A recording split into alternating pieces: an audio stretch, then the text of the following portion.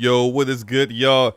We are back once again for another episode 108. That's 108 episodes of me and Forte arguing with each other, yelling at each other, and generally getting on each other's nerves. But we are here once again going to give you guys an awesome show with a returning special guest. This man, at this point, he really don't need an introduction, but I'm gonna give him an introduction anyway, right? Mm-hmm. I'm talking about the Hallmark Channel actor of 2021, okay? Not 2022 yet, because he was 2021, right? But like he might be the actor of 2022 one day. We don't know, but 2021 Hallmark Actor of the Year. Talk about Ramon Terrell. What's up, bro? Yo, what's happening, man? It is as always a pleasure and an honor to be able to be on with you guys. That Hallmark Actor of the Year. We're gonna try and level up in 2023 and get into some other network stuff more frequently. So we're trying to level up. You know, we're gonna go from Hallmark to like MOWs and what's the other channel where they restructured ABC Family? What's that called again? Oh my god. What's ABC Lifetime? Family now? No, not Lifetime. No,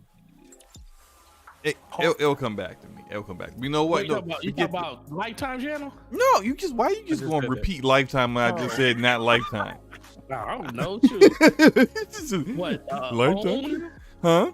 No. Freeform. Thank you, homie. Freeform. Homie One Kenobi. Homie One Kenobi in the chat hit the Freeform. Exactly. Freeform, man. Freeform. Yes, Freeform. I have not heard of that. You haven't heard? No one's heard of Freeform but me. Okay. All right, that's fine. That's fine. But no, we're going to level up. We going to get you some Netflix jobs. You know, so you're going to be doing you know how Netflix like recycles the same actors. Like you see one Netflix original movie or TV show, and then you watch another one. You're just like, hey, I know that guy. I know that girl. Believe me, I'm very aware of all the actors they recycle after auditioning us, and they're like, and then they go with, and you see who you lost it to, and you're like, why they even bothered? Like, there's no way I was gonna win against freaking Henry Cavill or something. I thought you had some shade for a second. I'm about to say, is there an actor or actress you would like to throw under the bus real quick? You know, just be like, how about I lose to this person? Oh no, it's that thing where you're like, okay, it's a compliment that I ran against this person, but there is very slim chance that I would have won anyway. So you don't feel as bad when you don't book it. Right. And but we're glad to have you, bro. It's been a minute since you've been on, but glad to have you in here. Definitely want to hear your opinions on some of these topics, as I don't think I've seen too many of your opinions on some of the topics that we got on. I know what Forte gonna say about 99% of what's up here, and I got a counter argument for everything, but it's going to be a little different having you in a dynamic. It may not be as bad as you think this time around. Oh, okay, all right. I like to be surprised. And so again, here is my co-host, Gaming Forte, GameStop Manager of the Decade. Oh man, I would be a little bit further along if that was the case. What's going on, bro? A lot of these places. Yeah, man, it's been good, man. I was really looking for. You know how sometimes you're at work and you're like, I don't want to do nothing but go home and go to sleep. Mm-hmm. But I was super excited for this show. It's like, oh, I can't wait for DPS today, because all of these people out here cucking about the stuff that they thought they knew and they really didn't know nothing. Oh, cucking. Cucking about, didn't know nothing. They thought they knew a lot of stuff, but they didn't. They found out that they absolutely knew nothing. And also, shout out to our illustrious guest, Mr. Ramon Terrell. Ramon, I have a question for you. There is a picture that's on your bio. It's a picture of you and another guy and Paige. And what's her name? Paige Turco. What TV show was that you were in? You talking about A Million Little Things? Yes. I have your book and my wife was reading through it, so shout out to her. She actually really likes it. And I said, oh yeah, I know this guy. He is amazing. And when I showed her your picture, she's like, hey, I know him from this TV show. And I said, "Oh, you do?" And she was like, "Yeah." He's like, "Yeah, I actually thought he was really, really good in the things that I watched him in." So I was like, "Oh, my wife actually knows who you are. So you are truly, truly God's gift to acting right now." You're a celebrity. I we got a celebrity here, man. I was like, I actually had a person on my podcast that me and my wife are complete opposites and stuff that we watch. The fact that she was like, "Oh, I know him from this," and I was like, "Huh, interesting." And so you have brung me and my wife closer together, sir. I appreciate you for that. I appreciate you so much. You just made my decade, man. I can't even tell you. So that you just. Oh man, yeah. Because when I showed her the picture of you, she was like, "Yeah, I seen him on that TV show before." And then I showed her your picture on your bio. She said, "Yeah, I know him." And I said, "I know him too." It was just a super exciting thing, but it's cool to be able to just let you know how small the world is and stuff. So when Slow-Mo told me that you were he wanted you to come on today, I was like, "Oh, cool, I could actually tell him the story finally," because I didn't get a chance to tell you that in like a DM, because it was like a couple of weeks ago when that came up, and it was really, really cool. So definitely wanted to let you know that you are known out here in these Detroit streets, and we appreciate your efforts, sir. But other than that, Slow-Mo, it's just been a good week in working and playing games. I played more games with Slow-Mo this week, I think, in the last week than the whole year, and it's been great. Wait, before you go any further, real quick, I just want to say, one, shout out to Mrs. Forte and tell her I said thank you and hello. I will definitely do that. I'm gonna tell her to come down here and come say hello to you personally when she comes downstairs, probably. Okay. While we get moving on here, I want to shout out the chat real quick. I also want to touch on something I see a sentiment in the chat where people are tired of talking about this Activision deal. I'm tired of it too. Imagine if you're tired of listening to it. I'm tired of talking about it, but which is why it's going to be like a footnote in the podcast tonight. As small as the AMD an announcement today is going to be in the podcast. AMD isn't even on the topics list, but we'll talk about it briefly. That's because Slow-Mo doesn't like AMD. I am not an NVIDIA fanboy. We're not going to do that. I have no problem with AMD. We always knew Slow-Mo bleed green. We just didn't know what kind of green. Oh, here we go. I am a fanboy of zero allegiance. Okay, I am a gamer of no nationality. All right, so like there's gonna be none of that. That man likes two different. That man likes blue and green, but it ain't the console variety. Oh my god. Anyway, look, moving on. What I want, let me shout out the people that's in the chat real quick. Just glad to see you guys. See a shout out to that guy, somebody being the first person here. Arcade 4247, Blade X, Spider 13, Capono, Baron from Level 1 Gaming. Good to see you, bro. Good to see you, sir. Corey Hale, Truth Serm, Cat Daddy Lurk, who, Cat, I just, I'm gonna need you to stop trying to get me play games I don't want to play. Okay, this needs to be the last one. Okay, like Dead Space needs to be the last one. We need to just nip this in the bud. Okay, that's just the beginning, sir. Anyway, Jarrell Johnson. Come out. Callisto comes out when? It comes out in March. December 2nd? March. Yeah, something like that. Anyway, Jarrell Johnson, what's up, bro? Absolutely, Jarrell says, "What's good, guys? I know Slow-Mo won't leave the stream running after hours. You know who's the better host here. You know who won't do that to you guys." But guess what? I also know that there was 17 people in that stream overnight, and I got a bunch of extra views off a stream that wasn't doing anything but playing music. So shout out to you guys. It wasn't even no music after a while. No, it was on loop. So you're happy that you got 17 people watching nothing for 9 hours? For a very extended amount of time. I love dedicated fans right there. It just lets me know. And guess what? It just lets me know that people really vibed with they were asleep. You know they weren't like Bob. But what? There's nothing. All Day's music was that good, bro? All Day's music turned off after 5 minutes. Stop it. Did it? Oh, yes. Well, I'm glad that they like the ambience of all the little rainbows and stuff that show up on the screen when it those says. Those were not rainbow. Oh my God. Words have meanings.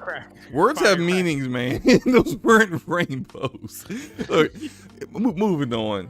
Obi-Wan Kenobi in the house. Glad to see Texas.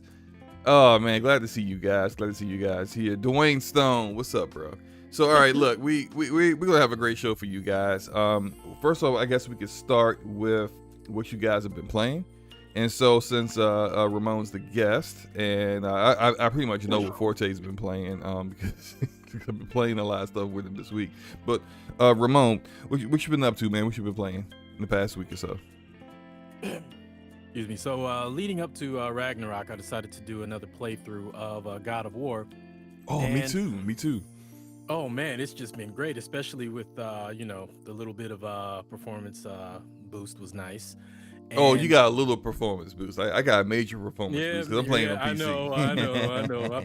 I've spent the past like month or so being scolded for being a console player by certain individuals. So yeah, I know you got your 3,000 frames per second.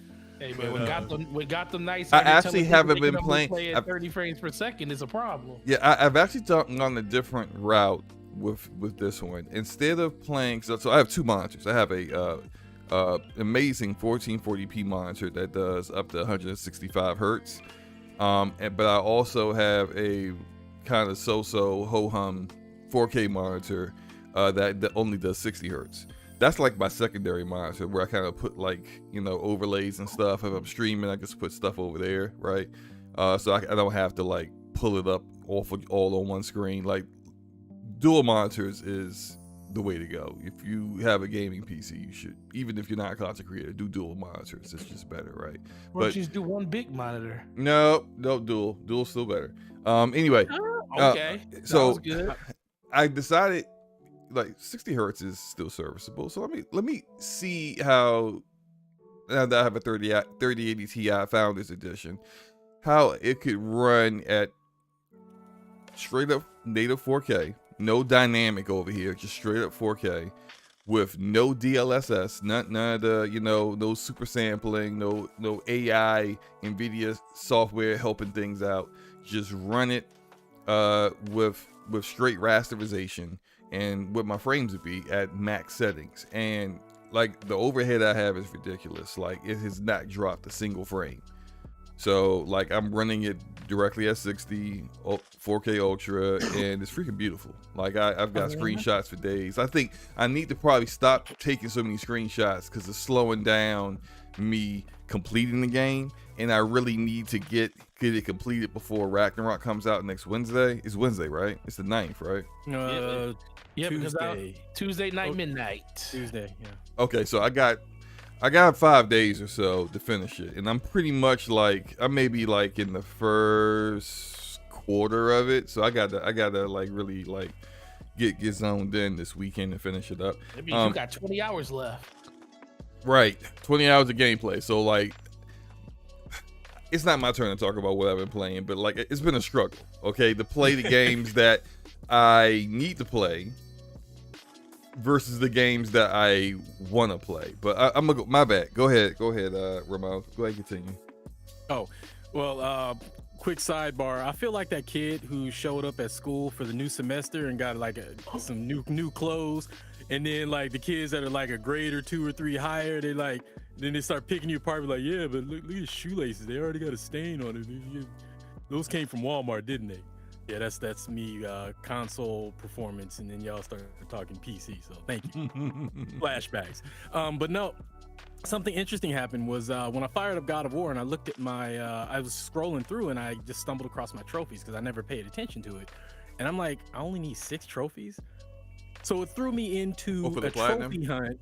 Yeah, for the platinum. So it threw me into a multi-game trophy hunt because I don't want to commit to anything that would take me longer than, you know, before Ragnarok came out. So, you know, I finished God of War and then I got the platinum.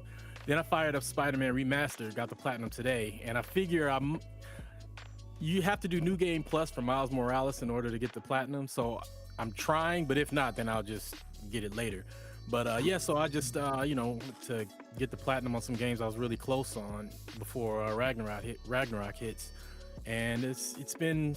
I never thought I would say that I was actively shooting for trophies, but I am an underachiever. I go for the easy ones, but still, I never thought I'd do that. So it's been fun. Nice. Forte. Although I know the answer, I don't know if the chat does and the audience. What you been playing over the past week? Well, over the last week, I finished my God of War playthrough. On PC? Yep, finished that early this week. Well, late last week. So I want to say Saturday I finished it. So what's your total number of games beat this year? 6. 6? Oh, man. Where is After His Passion? I remember After His Passion. He said he was gifting $100 to whoever won this bet, and I have got this in the bag. I need Passion, the pony up, so to speak. What number you at? Yeah, where you at, bro? You might as well just give that to me right now. What number you at, bro? Because it's a wrap. I'm at 24 games to beat, but go ahead, Forte. Go ahead. No, I beat that. I went through that and went through it again, so I'm 100% caught up, and I was already caught up, but I'm very more familiar with what was going on in that game now. And then on top of that, I been playing a lot of Call of Duty with you. A lot of Call of Duty, Modern Warfare 2. It's been great. It's been amazing watching. I'm not amazing. It's been unfortunate watching slow-mo get dropped from the game every 10 seconds. Oh my god, yo, that needs to be a discuss. We're gonna discuss that, man. Good grief. Yeah, we definitely. So we'll definitely get to that point. But the game is fun. I've been really enjoying it. It's my first Call of Duty, like consistently playing it probably since probably Black Ops 4. Because I really skipped. Well, Advanced Warfare, I actually take that back. Advanced Warfare was the last one I really put a lot of time into. But yeah, it's been fun. Been really diving into doing that. And outside of that, man, just enjoying the other stuff that we've been talking about game wise, and playing Destiny as usual. But outside of that, man, that's pretty much it. Ooh, I know. For me, so here's my issue. Here's my dilemma right now.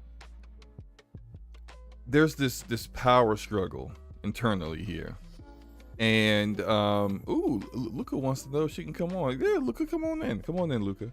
Go jump into the waiting room, and I'll drag you in.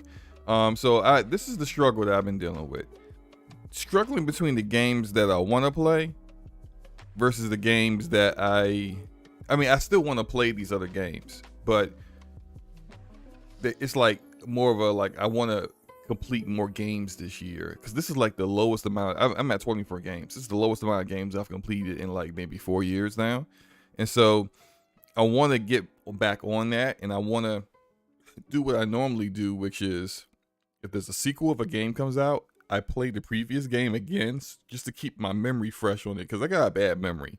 So if I play just Ragnarok just straight up, and they talking about things that happened in the first game, I'll be sitting there like, huh? Like, who's this again?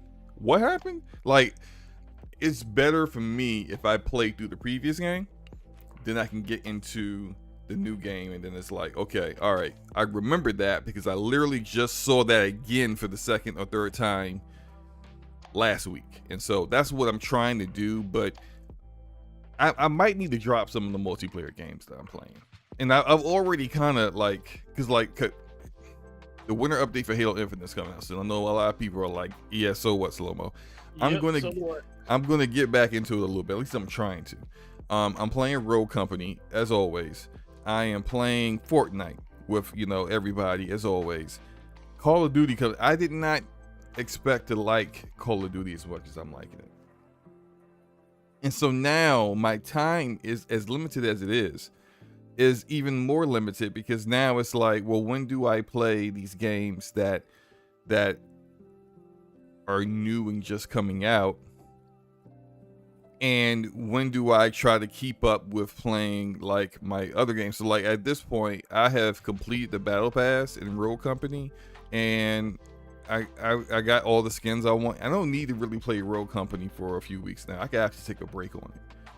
But like and I've completed the battle pass for Fortnite. So maybe I can just kind of pause those games and just play them whenever people want to play them. But like, I've been enjoying playing Modern Warfare 2, but the performance is killing me. I am just like, what's happening here? The game there was this one night, and out of 6 matches, my first 6 matches, the game crashed on me mid-match in 4. 4 freaking matches. It's pissing me off. And it's like, this clearly wasn't ready for prime time. It's not just driver issues, Capono. This is because NVIDIA came out with today a hot fix to fix some issues that were going on with Halo Infinite, and to fix some issues, the screen flickering, which you may see in my footage here, of the game on PC, Modern Warfare 2 on PC. And both of them, like, I mean, I don't know about Halo Infinite, but for Call of Duty, like, it may have fixed the screen flickering. It didn't fix the bigger issue, which is the game crashing. And like, we're playing late last night with the Brap squad, and Agent Deli came through. Had a great time, and we're having fun. But I'm dropping every other match, and it's just like, this is it's bad. It's mostly happening to the version of Modern Warfare 2 that's on Steam, which is kind of like weird because usually Steam has the most stable version. But it looks like if you buy it, if you're going to go on PC, getting the Battle.net version might be the best route to go, because that seems to be the more stable version. Enrique Brat, he's playing it on PC through Battle.net, and I think he said he may have had like 1 crash total, whereas I can't go an hour without having to crash. So it's whatever it is, they gotta fix it. Performance is booty cheeks right now, but the game's fun. I'm leveling up weapons, although I don't quite like the weapon progression, with the way it's like, hey, if you want this great optic scope for this gun, go level up this sniper rifle. What? I don't want to level up that gun. That gun sucks. Like, don't make me have to force me to use weapons I'm either I don't like, they suck, or I'm not comfortable with. It's just like, just let me do achievements. I would prefer if they allowed me to do achievements within the gun itself, like get 100 headshots, you unlock the scope, that kind of thing, instead of, hey, go level up this other gun and then do that, like, and get it to level 16 to unlock a scope for a completely different gun in a completely different category. That's kind of frustrating. But we do have another extra special guest here. Shout out to the Ash and Luca. What's up, Luca? Hello, can you hear me? Oh, you're super low. Let me turn you up. Not me being super low. Okay, I turned you up as high as I possibly can. You guys hear me? Yeah. You're still kind of tiny. I don't know. Maybe turn your mic up a bit. That's just how I sound. I mean, you are tiny, right? But like, usually your microphone kind of like amplifies the Smurf voice, but like it's just not. It ain't working right. Like you're still kind of low, but it's all good. I think it's, Discord doesn't like me, so. Yes, I know. Like, you and Discord have a hate relationship. It's not even a love-hate relationship. It's just a hate relationship.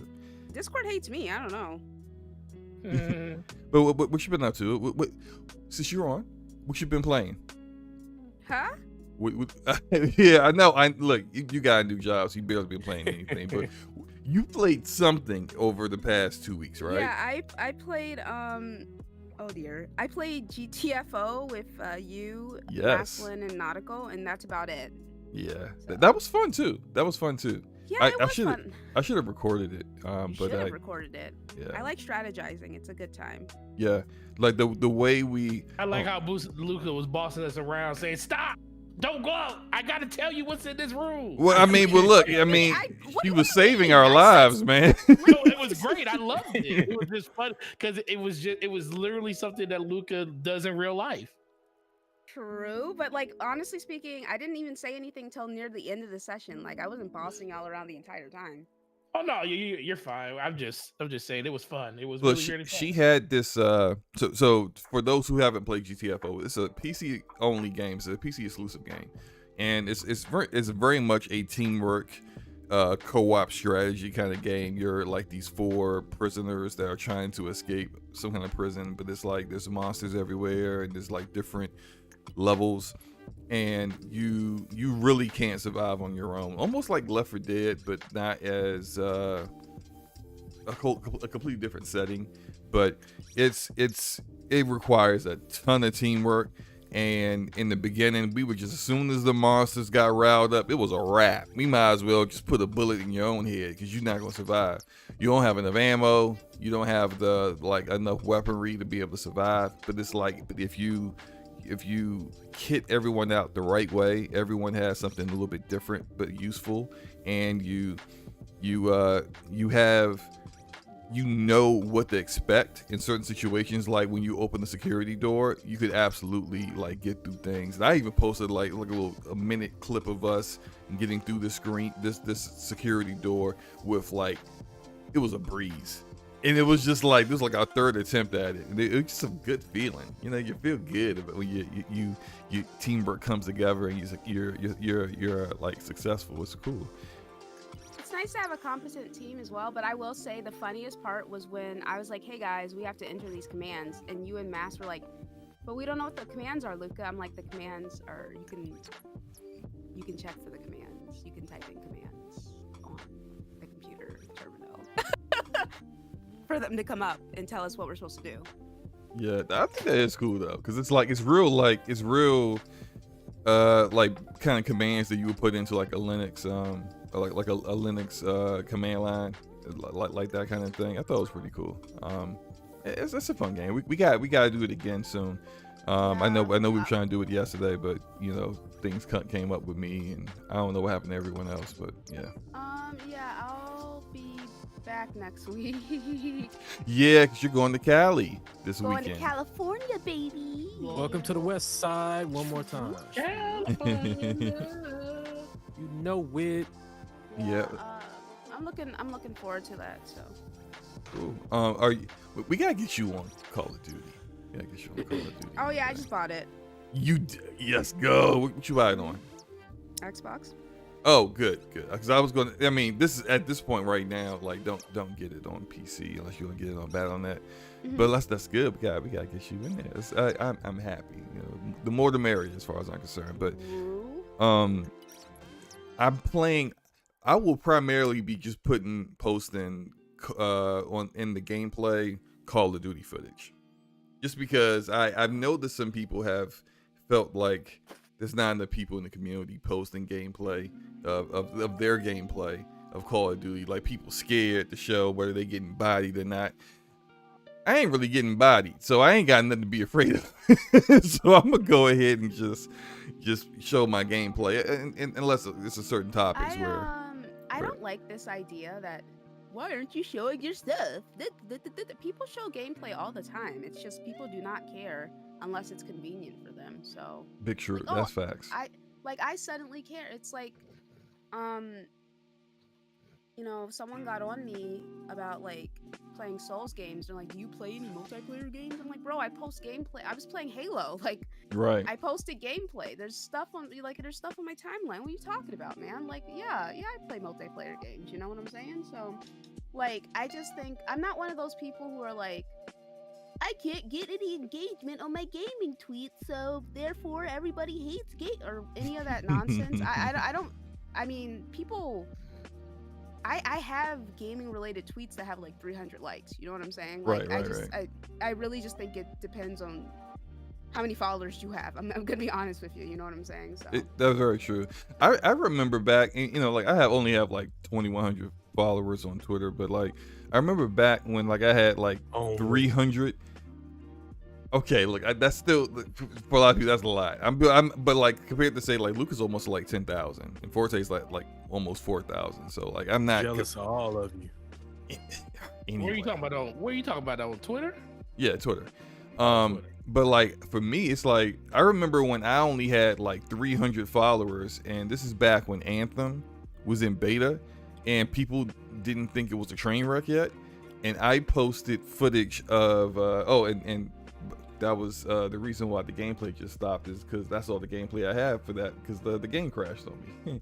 Anyway, I posted a clip of me playing Anthem in the beta and using the Storm Javelin. It was like a real cool clip, and I posted it on Twitter, and like I remember getting like 3,000 likes off of that. Like if you have cool gameplay, like, yeah, post that. If something awesome happens in the game that you're playing, post that stuff. Like, it's people will give you engagement, but if you just like, it's just you just, you know, staring at a wall or something, like, ain't nobody give a damn about that.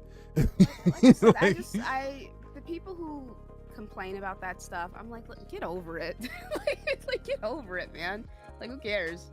Yeah, well, I mean, is Forte, did you, but before I get Forte stuff, because I know Forte has thoughts on Call of Duty. Ramon, have you played it, or are you going to play it?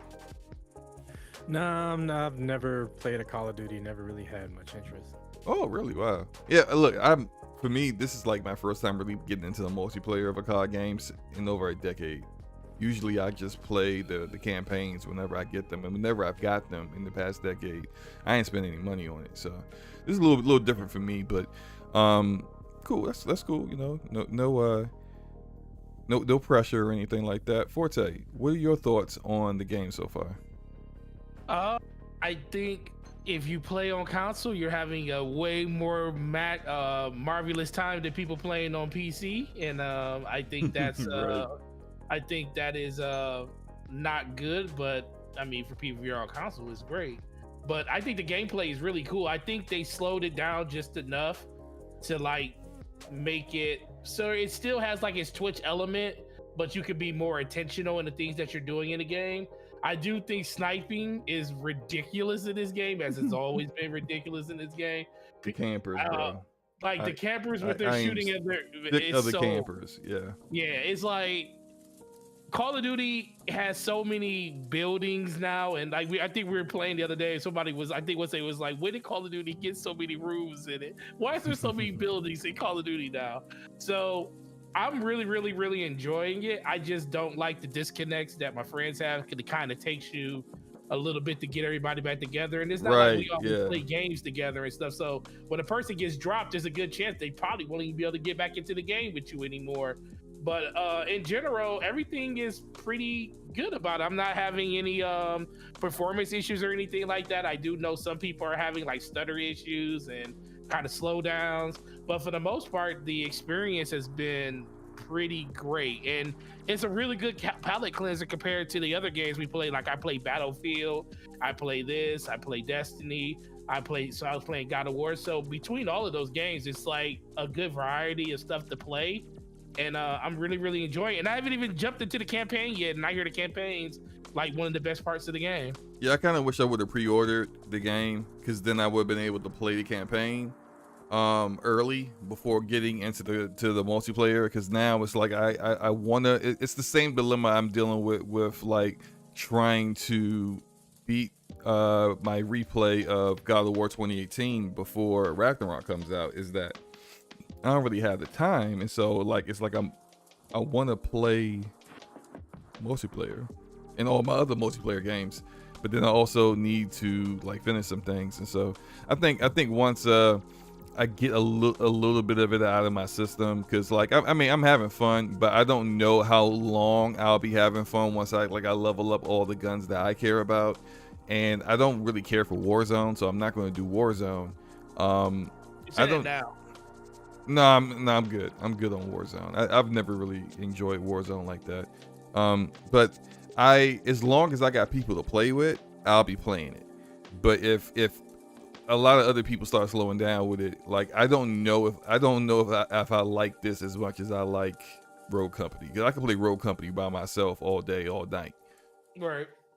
But I don't know if I like this as much without friends. I've been playing some games, like this gameplay right here is me playing solo. I've been playing the solo right now because it's still like fresh, but I don't know if that's going to be the case like 3 months from now. 3 months from now, I might be on something else. I might be on doing some other things, you know. Well, Luca just bought this game, so you better be on here for at least the next 30 days. I will be on here for as long as Luca's playing it.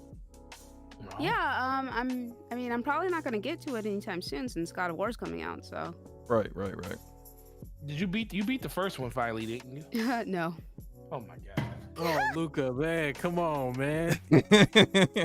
Luca's gonna You might be a little lost if you didn't beat the first one. You might be missing some stuff. Yeah, but but be like, they give me a scissor reel at the beginning about everything I missed in God of War 1, and I'm gonna just do that.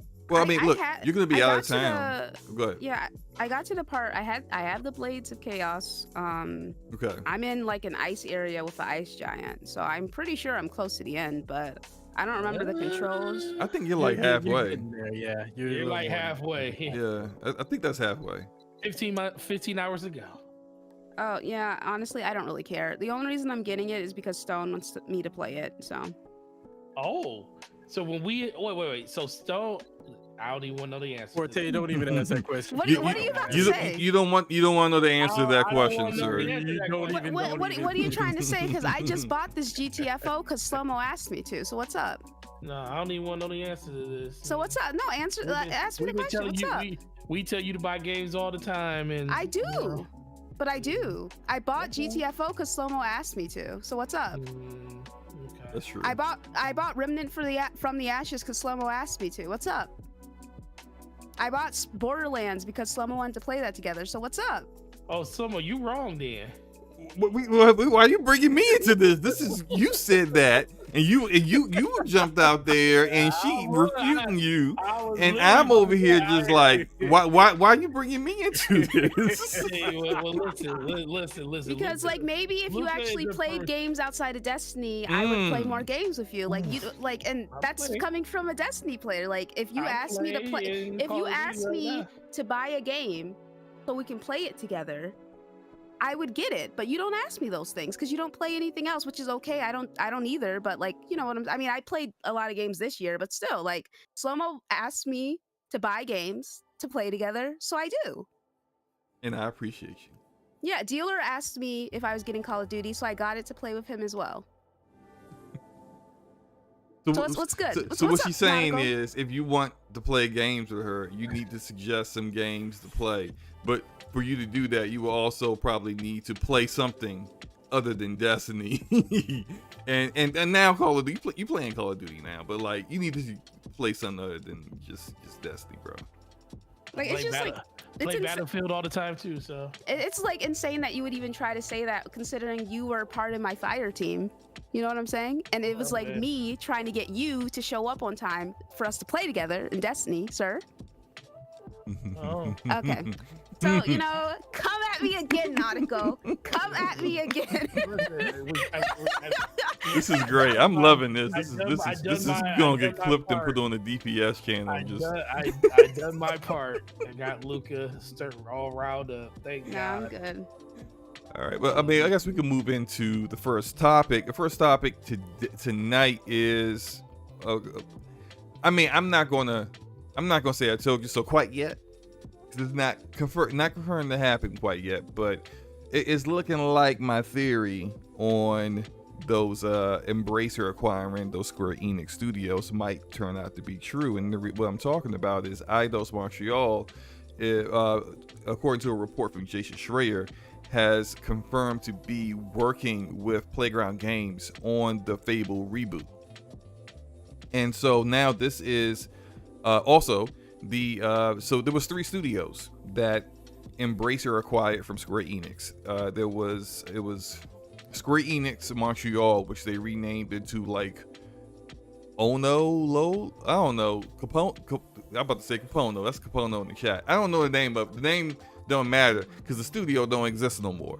The studio got renamed like a month ago, and they said they were working on a game, and now they ain't working on any daggone thing because they don't exist. They have been dissolved, and the people who work there have been folded into Crystal Dynamics and Eidos Montreal. And Eidos Montreal is now working on the Fable reboot, like I said, and we already knew from last year that Crystal Dynamics was working with the initiative on Perfect Dark. So now we have the two remaining studios being support studios. These are lead developers that haven't done that kind of work before. They've always been lead developers, but now there are support studios working on Xbox games.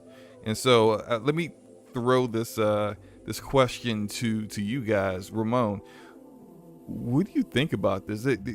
My theory here is that Embracer kind of took a gamble here, acquiring these studios for dirt cheap and their IP, knowing that Microsoft would want them, and then they may sell them to Microsoft once the Activision deal is done for a premium. What are your thoughts on that? Well, from the Embracer side, honestly, I think it's a win-win, because if they decide to keep those studios, they're great studios anyway. Mm-hmm. So, I mean, they've already got a tremendous value for like a steal as it is. If they do decide to sell to Xbox, then it's a win, because they are clear. I mean, I can't imagine a world where they don't get significantly more than what they paid for it. So that's a win as well. And for Microsoft, if that does turn out to be the case, it's a win for Microsoft, because they get some excellent studios. And I'm more in favor of that, actually, and I know everybody's, I don't even want to jump into the ABK thing because it's just tiring, but I would rather see stuff like that happen, get studios, and,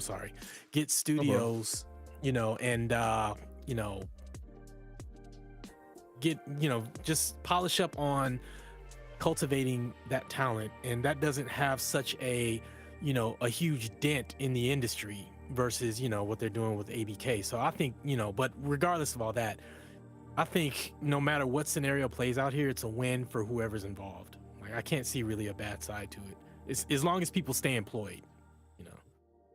Facts. I can't see a bad side.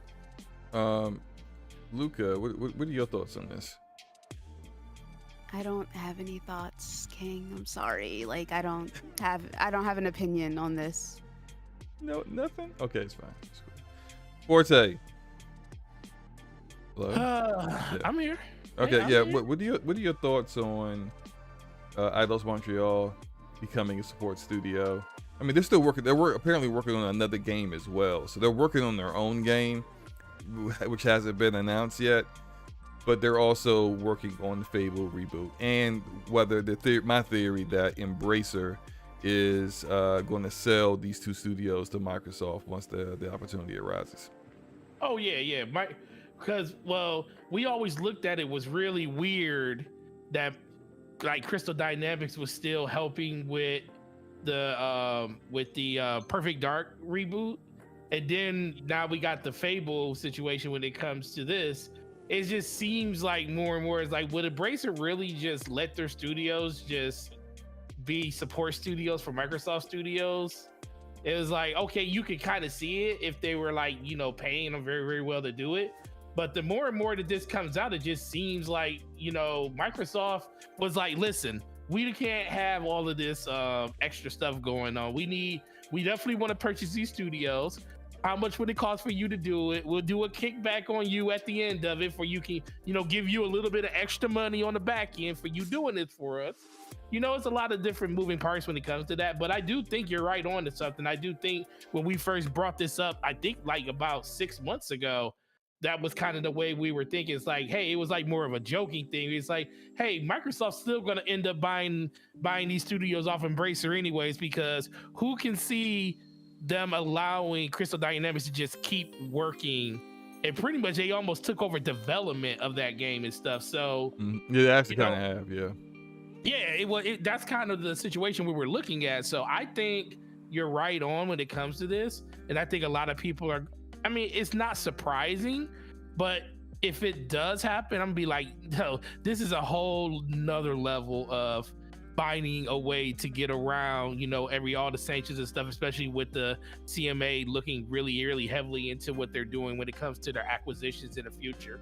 Who knows? This might actually, if they did make this purchase from Embracer, what kind of repercussions or what kind of insight do you think will happen after the fact when it comes to that? Because even knowing they're buying them, they still have to like go through some type of investigation on it, even if it is, you know, from Embracer. Right. And which, like, I tweeted about this, and shout out to Benji Sales, because Benji Sales, me and him had a little quick convo about it too. And I guess maybe because his following is humongous, a lot of people, the tweet kind of blew up. A lot of people were commenting about it, and a lot of people brought up that if there was some kind of collusion between Microsoft and Embracer, that would be illegal.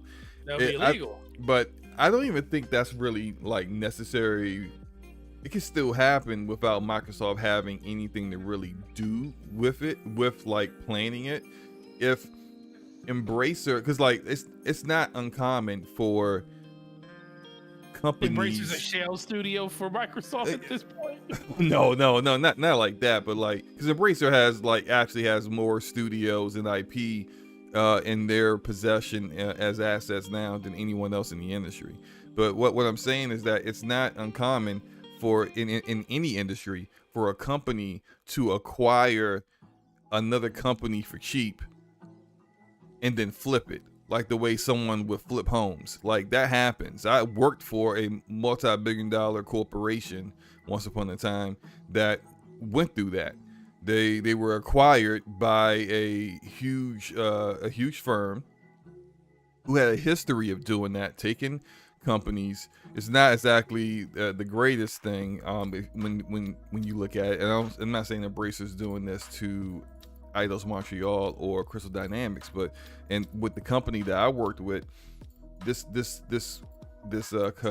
big firm had a history of taking companies that are like really good quality companies but were financially in need, buying them, and then basically running it ragged, running it dry, getting that share price as high as possible and then selling it to make a profit. And so like that's an actual thing that like this isn't uncommon for someone to acquire a studio with the intention of at some point selling it when it's like even more valuable, especially to Microsoft. Because if Fable Reboot and Perfect Dark Reboot do really well, so what are you going to do after that for a sequel? What, you just going to just have Playground just do it on their own? You're just going to have the initiative with like 3 people at this point do it on their own?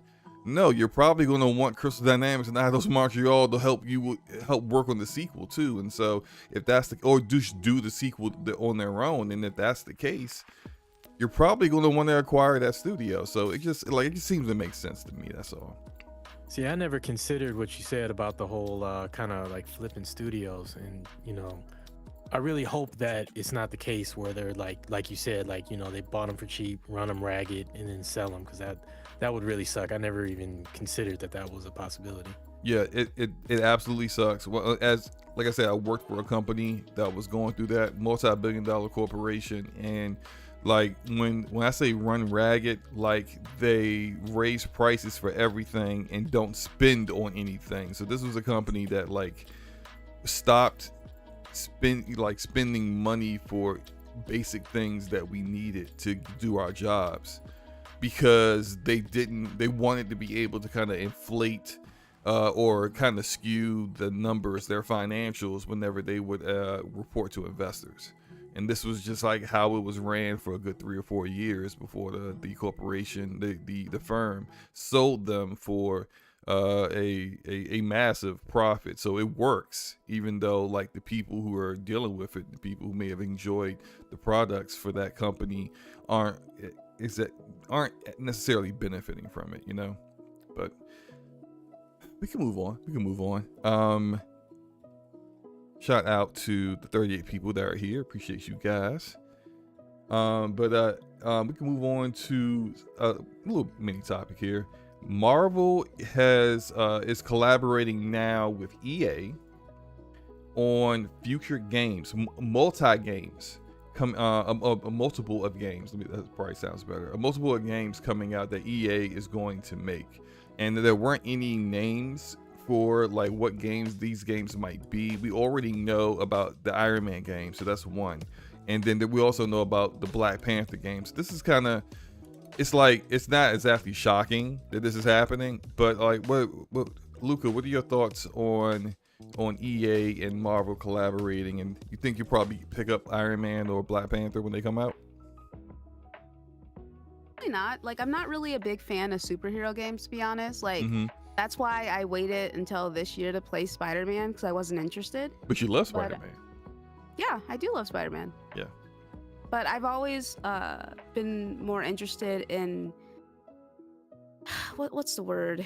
I guess engaging in superhero content, indulging in superhero content and other mediums. So some comic books, cartoons, the movies and stuff. I've never really been interested in the gaming aspect of it. But I did play Spider-Man 2018 this year, and it was amazing. It was a really, really good game. And then I played Miles Morales after that. So that's great. But other than that and Injustice, I don't really play superhero games like that. So I don't know. I think it would depend on what kind of game it ends up being. Yeah, I got you. Forte, what are your thoughts on it? Do you think you'll pick up either of those games, or also what are your thoughts on like what other games, Marvel properties you would like to see get adapted into a video game? I didn't care to even play Spider-Man, so why would I care about any of this other stuff? Just saying. But you liked Anthem. Well, what if Iron Man has the same flying that Anthem has? It would be cool. I mean, but okay, so the it's like a fantasy thing at that point. Like, you know, for me, I don't know. Maybe Iron Man game, if it was portrayed like that, you might be right. I'm still waiting for that Black Panther game to finally come out. That'd be something I would actually be really, really interested in. But I am definitely interested in Wolverine, because Wolverine is one of my favorite. It's like literally my favorite X-Men of all of them. So I would definitely play that, just because of just being more my love for that character in general. Mm-hmm. But outside of that, it's like kind of hit or miss when it comes to the type of games that I actually want to play. When it comes to like the Marvel IPs and stuff like that, it would be cool if they did other things like that. But you know, I'm like Luca. It's like I like watching them. I don't too much care about playing them and stuff. So. Got you. Ramon, save me here, because I'm the only one on the panel that really cares about like these games. How many times did you beat Spider-Man and stuff like that? You definitely love them. Yeah, Spider-Man. The Spider-Man game 2018 that Sony made. I have beaten that 3 times. Twice on PlayStation, once on PS4, once on PS5, and then once on PC. And I am definitely getting Miles Morales on PC as well. So yeah. Well, if I had to tell you the last superhero game that I actually played and beat was Captain America, and you know how long ago that was. Winter Soldier. That was the last one, and that game was fun. Wait. Captain America, the game? Yeah. The game is the last one that I played and beat when it comes to superhero games. There was a Captain America game? Yeah, it was on 360. That was the last. Oh, good grief! Like I didn't even realize that was that long ago. Yeah, that's fine. Long ago. That's fine. Ramon, what are your thoughts on this, man? Well, I started off similar to actually Luca and Forte, in that I had never cared about superhero games until Rocksteady led me to believe that it's actually possible. Right. So that said, I'm very interested to see what they do. Like, I never played Anthem, but I do remember watching the footage and thinking that the flying mechanics looked really cool. So if they were able to, I mean, they've got the stuff there. If they're able to like take, something like that, maybe improve upon it, and then, get a good story going with some really good like combat mechanics and things, like something really dynamic, and, get the right people for a story, I'd be all in. And, as far as other characters, I would love, like I said, again, done right. Like, I know it's EA, but I almost wish those, we want to overwork Insomniac, but I'm like, man, imagine, or not Insomniac, Sucker Punch. Just like, imagine a Blade with like Ghost of Tsushima quality swordplay. Like, yeah, I can love see to that. something like that. I can, I can see that. You know, but kind of make it a little bit more speed up the combat just a little bit, because it's like, you know, you got a hybrid vampire human fighting against vampires. They're superhuman, so it would make sense for them to be maybe a bit faster. Yeah. Or a bit more like destructible environment kind of stuff, you know, in a different setting. Oh man. But not feudal Japan, but like that kind of like the foundation of the combat. Yeah, I can see that for certain. I mean, that might actually be Sony might need to go talk to Marvel and be like, hey, I wish they would. We can make a play game. I do kind of see your point with EA though, because EA, I mean, like once upon a time, EA exclusively had the Star Wars license, and they lost that exclusive. The contract wasn't renewed. It wasn't like canceled. They just didn't renew it. Disney didn't think they were getting the most out of that, which makes sense. I think, if I recall correctly, EA had canceled more projects for Star Wars than they actually released games for it. So Disney wanted more Star Wars games coming out more frequently, and now, of course, you're going to do that with having multiple publishers working on the game, and not just EA and their studios trying to do it with trash Frostbite engine. But I think there's something to I think Respawn Entertainment has kind of like given EA a little bit of a reputation boost, because prior to that people didn't trust anything EA did. But now after Jedi Fallen Order, and you got Respawn working on all these different projects, and the Vince Appella, who runs Respawn, is now branching out and running more of EA's studios. That's good to hear. Yeah, that's great to hear. They're kind of getting some of their reputation back. Do I feel like, I mean, like EA Motive is working on Iron Man? I don't know. Like, for me, it's like, it's good to see more Marvel properties being adapted into games. I want to see more of what they're doing. I just don't trust EA. Is my problem. Is that I just don't trust them to make a quality game. Insomniac, I have all the confidence in the world that the Wolverine game is going to be awesome. I have all the confidence in the world that Spider-Man 2 is going to be awesome. I can't say any of that for any of the EA projects they're working on with Marvel, you know? So, yeah. But we can move on. Oh yeah, let's get into this. Okay, so PSVR2 was Sony came out yesterday and announced that PSVR2 would be $550 US dollars, that is. And it kind of set the internet ablaze a little bit. Just a little bit. I thought the whole discourse on it was very fascinating, as people seem to just really be just like speaking off of strictly emotion and not necessarily looking at things from what the market shows and whatnot. But let's get into this. I'll start. I don't know if Luke is back yet, but like Forte, I'll start with you, man. What are your thoughts about PSVR2 coming out at $550? a niche product. Is it too expensive?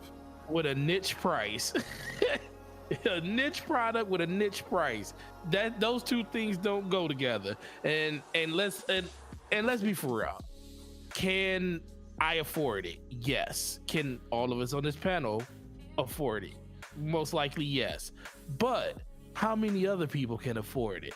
I just think they shot themselves in the foot kinda, because I thought with PSVR 1, the $399 was a really, really good price point for them to hit. It was, at the time, I still believe, the cheapest VR out there. Now you're like you're like the middle line VR, but you do have with the biggest footprint to be able to take advantage of it, because that was the one benefit of PSVR 1, because PS4 were available. A lot of people had them, and then it just made it so if you wanted to, have a really good VR experience, you had 120 million people that could kind of pull from it.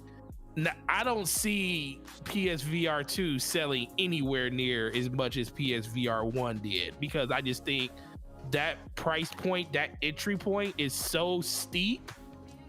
Then on top of it, you got to think about you need a PlayStation 5 on top of it. So you're basically essentially thinking of like a Vive Index at that point for $1,000. You know, $1,000 to get into the ecosystem. And then let's be for real, the 11 games they show, some of those were Vita, not Vita, I was gonna say Vita. Some of those games were Oculus games already that they ported over, which is fine. The Horizon game looks like to be the star of the show, as it should be, because it's made, you know, in participation of this. But it just doesn't seem like there's anything else there of note for people to like really, really, truly jump in on day one.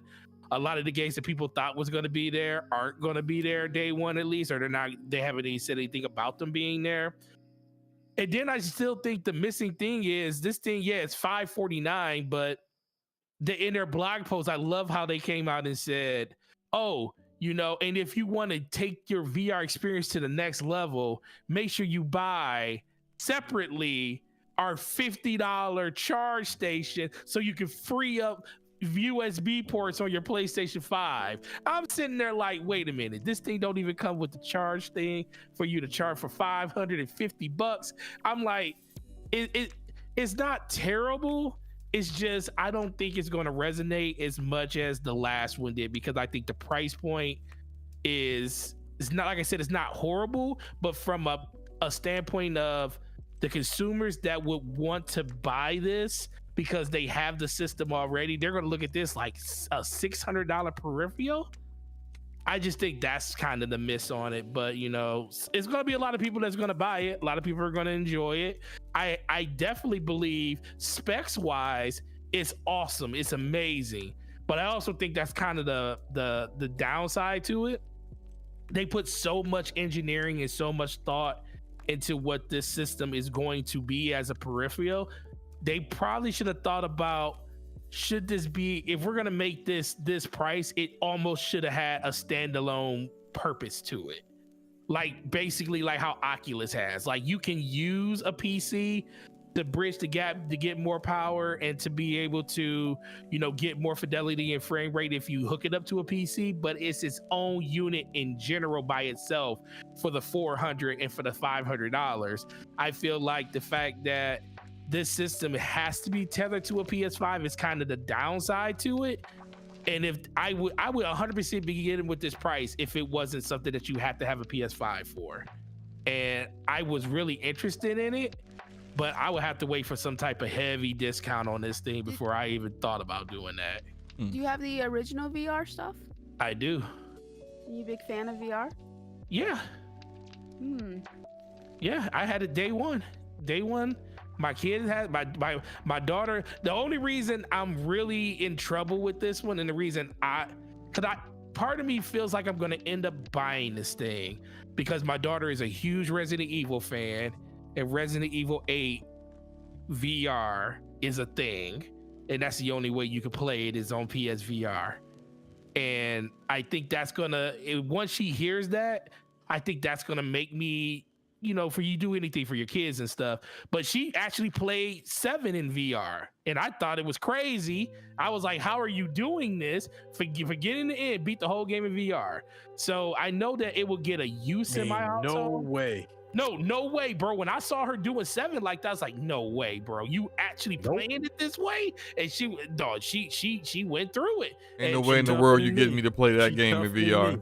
No, she did. Me. Yeah, I was like, so she did it, and I was like, okay, so that would be the only caveat to me doing it day one. But for me, I wouldn't play like the games that I would play. Like I'm a huge flight person, so like I did all of like the Ace Combats and stuff. I still did those in VR on PSVR. I did the Star Wars Squadrons, Beat Saber. I did all that stuff. Yes, I did all that stuff in VR. But it's like when it comes to like those blockbuster experiences, I really look at it as more as like an experience thing versus having to play these mega blockbuster games and stuff. And for me, I just feel like a unit that has to be tethered to a system for the price that it is is where I kind of like tap out on it. I mean, that's just my opinion, though. I mean, there's gonna be a lot of other people out there with different ones. Let me throw some numbers at you. Well, one that's okay. Yeah, I'll throw some numbers at you real quick. The Meta Quest Pro, which just released, is $1,500. Yep. The Valve Index is $1,000. The HTC Vive, which launched almost a decade ago, it launched at $800. The Oculus Rift launched at $500. That also released a decade ago. The only cheap option there has ever been, really, like there's been two super cheap options. Yep. And they've been super cheap but they've all also been limited VR experiences. And that's the Quest 2, which launched at $350, and Meta had to raise the price, so now it's like the minimum is like $400 or $450, because even though it sold 10 million copies or 2 million units, they weren't making enough money off of them, and so they had to raise the price too. Right. And PSVR1, which frankly, look, no disrespect to anybody that enjoyed it, but it's not a great VR experience. It's just not, compared to these other VR experiences. It's not. You had they took things that they had lying around and created a VR experience out of it. The Sony camera, the Move controllers, freaking Move controllers from the PS3 era, they used as the controllers for PSVR1. It's not like, of course they priced it the way they did. Oh yeah, we knew they were going to do it. And so like when you know in context of what the pricing is for this market, like we can't look at it like, oh, here's the video game market as whole. It's not console, it's VR. And the VR market as it is, this, I think PSVR2 is an appropriately priced VR product. Now, if you want to get into, they kind of shoot themselves in the foot by not allowing it to be compatible with PC. I agree. Although, one, the PC community gonna make it compatible whether the Sony say so or not. And two, they could definitely make it compatible to PC once, like later on down the road. All it's gonna take is a driver update. And frankly, it is when they are getting as strong into the PC environment as they are, they're getting to the point now where they're making headsets that and marketing those headsets for PC, monitors for the PC market, talking about they want to be the Razer, like Razer to the PC community as far as the products that they offer. You have a VR headset, it would be foolish of them to not at some point offer this on VR, but I just don't think that they haven't got their PC infrastructure where it needs to be yet, so therefore they're not going to talk about it yet. But I do think it will be natively available to get and play those games on PC once they have their own launcher that they can actually do those things from. Now, the pricing, and even with like, okay, so PS5 is $500 to $550. You're looking at anywhere between like $1,000 to $1,100 to enjoy for someone who is just coming into the PlayStation ecosystem to enjoy playing this. It actually, if you look at the specs, it outperforms the Valve Index in certain areas. It's actually appropriately priced for what it is. It's just that people don't understand the VR market and they're like, that's too much money. But it's too much money for who? Because the Valve Index sold out. The HTC Vive in 2013 sold out. Like they made the units, the amount of units they thought they could sell, and that stuff sells. So is it? Oh, we know it's going to sell. We know it's going to sell no matter what. That's what I'm saying. Like, who is it too much for? Because frankly, I'm not a VR. Like I did research on the market before I went and bought a Quest 2. And I haven't played my Quest 2 since February. I'm not into VR. I'm just not. I think a lot of the gaming experiences in VR are more like tech demos and interesting ideas, but not like full-fledged, real, awesome games. You get some stuff where they adapt like a popular game like Borderlands 2 and Resident Evil 7. They adapt that for VR, but that's a game that isn't designed for VR. That's a game that was designed for a traditional gaming experience that got adapted for VR. Like, I'm not interested in that. I'm interested in a completely unique experience that I can only really experience through VR. And if it to work well, because like I've tried Lone Echo, which is a game that is exclusive to VR, that was made by Ready at Dawn, who once did The Order 1886. Lone Echo is considered one of the better exclusive VR experiences, and I was just frustrated the entire time, just frustrated trying to move around in a like a space environment, having to like grab things and then push off of those things to navigate where I was going in the world. And the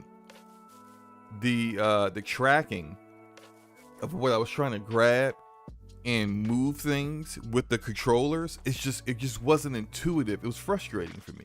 And if I can't enjoy the game and get used to the controls quickly, then I'm not going to bother. And I feel like a lot of the experiences with VR are like that. Like everything that I've played has been somewhat of a frustration for me, except for Beat Saber. Beat Sabers are awesome, but which is, I think, not shockingly, Beat Saber is like the most sold VR game out there, and it's simple as all get out. And of course, if it's simple and you can enjoy it, then people are going to enjoy it. But I just think VR needs a little bit more time in the oven, and frankly, it's not a market that's going to be for the casual audience, for the general consumer. It's an expensive hobby, and VR, there's nothing about VR that's supposed to be cheap. I think Sony may have, the only misstep that I think they really made was kind of misrepresenting what VR is to the console market. Well, because people had a thought of, well, the previous one was $350. Why shouldn't this one be within $50 of that? But this is a much better VR experience. I don't see the thing is, what you're talking, you're absolutely right. But my whole problem with it, and it's not even really a problem, my whole thought process on it, because like I said, they can sell it, people are going to buy it, we already know that. My whole situation with this is $550. Is it too much? No. But for me, it's not too much, because I already have a PS5. I know people that went out and bought a PS4 to get PSVR. I know a lot of people that literally went out and bought. They said, "Oh, I got to get a PS4. Well, how much are they?" Well, at the moment when PSVR came out in 2016, I think it came out that holiday. It was in October. It came out that holiday. They had bundles for PlayStation 4s for $200, so you could get the whole experience for $600 out the door. But I think the major difference is that that's a console combination. That one, the PS4 was old as crap, right? But that's what I'm saying. But you got to look at. I'm talking for the people that were interested in this, because like you're right, it's not going to be it's not going to be this grandiose number of people that's going to want to jump in. But I do know people that were really interested in looking forward to see what this was going to come out at. And if they don't have a PlayStation 5, like I said, if you already have a PlayStation 5, $550 is not a number that is ridiculous. That is what the unit goes for. I just feel like for the people that are coming into the PlayStation ecosystem that want to get into VR and stuff like that, you're looking at $1,000 price tag for all of that stuff all together.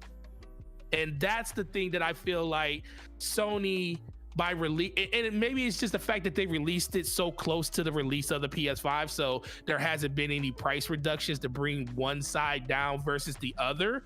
But I know a lot of people, when they saw the price, they was like, yo, that's $1,000. Now, granted, there are VRs, like you said, D, the Meta Quest, my brother bought one of those, $1,500. I was like, what are you doing? And he even told me, I'm probably barely going to use the thing. I just like tech. So he went, these are the people we're talking about when it comes to this high-end technical stuff, when it comes to like VR. And there's people, like you said, the Index sold out on Valve's website, $1,000 out the door. So, but those are that's the market. That's the market.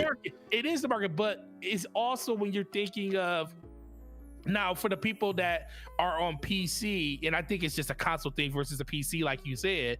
I just think for the people that are on PC, they're gonna look at that. It's like, oh, I gotta buy a PlayStation 5, I gotta buy this $1,000, no brainer, because I already did it for the Index, or I already did it for to do Meta and stuff. I already did these things. I want to play these PlayStation games, and the entry point is $1,000 if I don't have a PlayStation 5.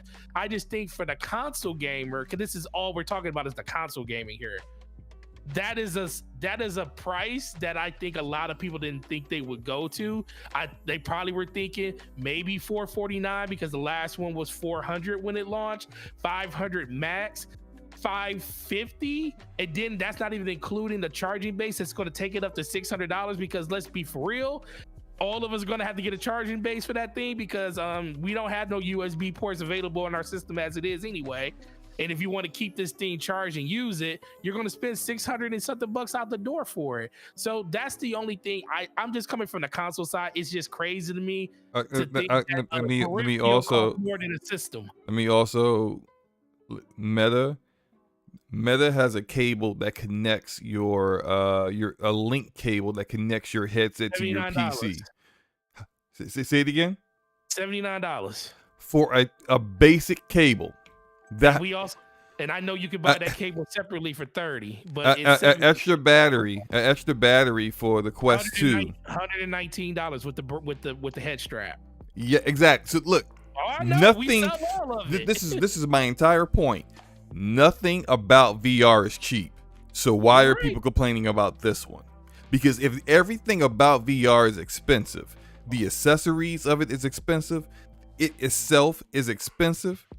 And yes, that got somebody Quest 2 doesn't even come with a charging base. I don't have a charging base, but I went off of Amazon and just bought like a cradle thing to just sit it on. It's sitting right here in front of my PC. But like met on a mannequin head. But like that's just like everything about this is pricey. I didn't want this to just be us two discussing this. Luca, what are your thoughts about this? About PSVR2? I wasn't too surprised about the price. I can understand why a few folks would be like, how much is it? $550? Yeah, $550. I can understand why a few folks would be like, $550? That's like, I think that I spent like $563 on my PS5 when I bought it.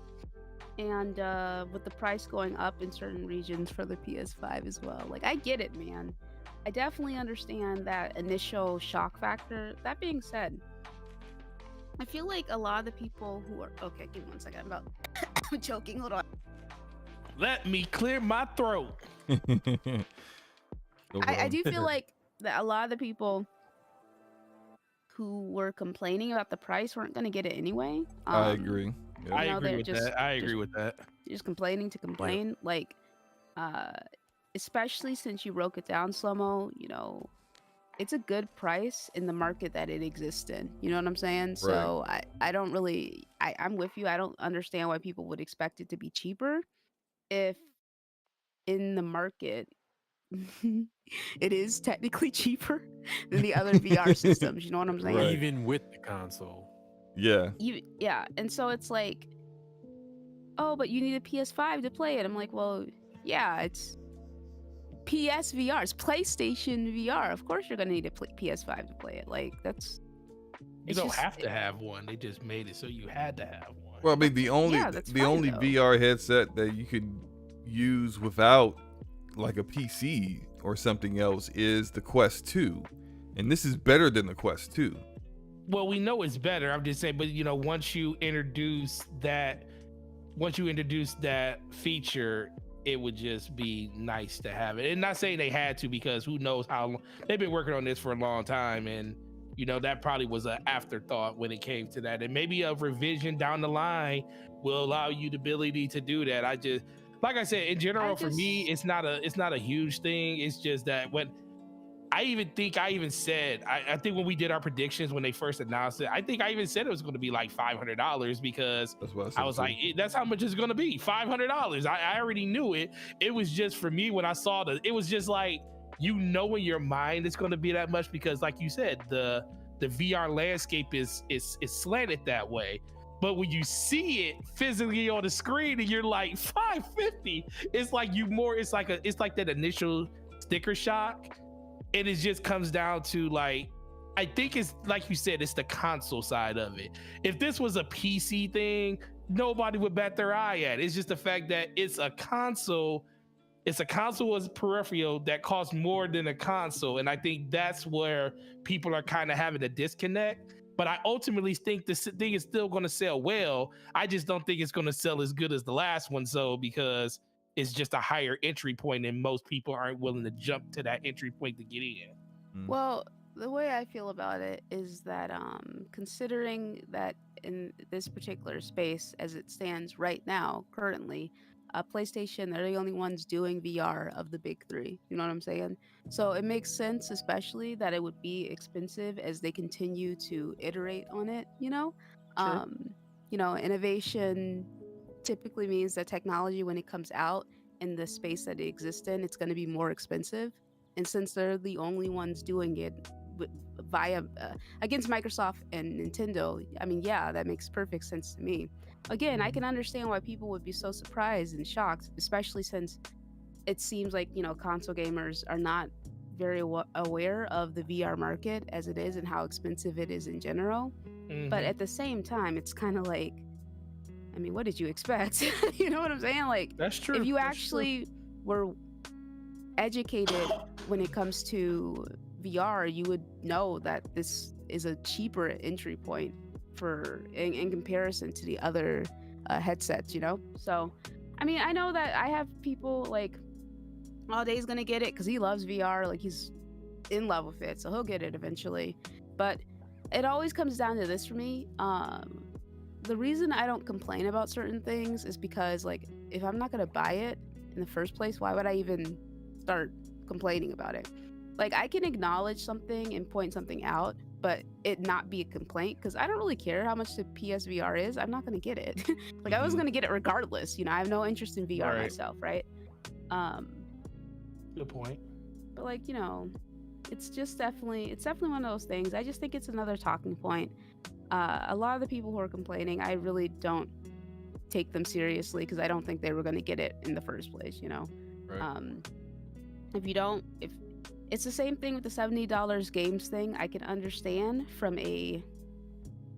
if you're taking a moral stand and you're pointing out, like, hey, the gaming industry is extremely profitable as it is right now. Like, why are they charging the extra $10? I can understand that angle to it, but at the end of the day, if you don't want to buy something that's expensive, then don't buy it, you know? Like, it really comes down to that. I like the way you say that, don't buy it. Yeah, like, you can acknowledge it being expensive to you, you can point it out, you can be like, yeah, you know, I don't really like this, but whatever, right? But, like, if just don't get it, and then wait for a sale whenever that sale happens. So it's the same with the that Microsoft SSD, the one that was like $200+. Yeah. You guys remember that? Yeah, like people were like, yeah, people were really upset about that. They were just like, why is it so expensive? It's just like, isn't it like new technology for the console space? Like, maybe that's why. And it was a proprietary, the actual SSD.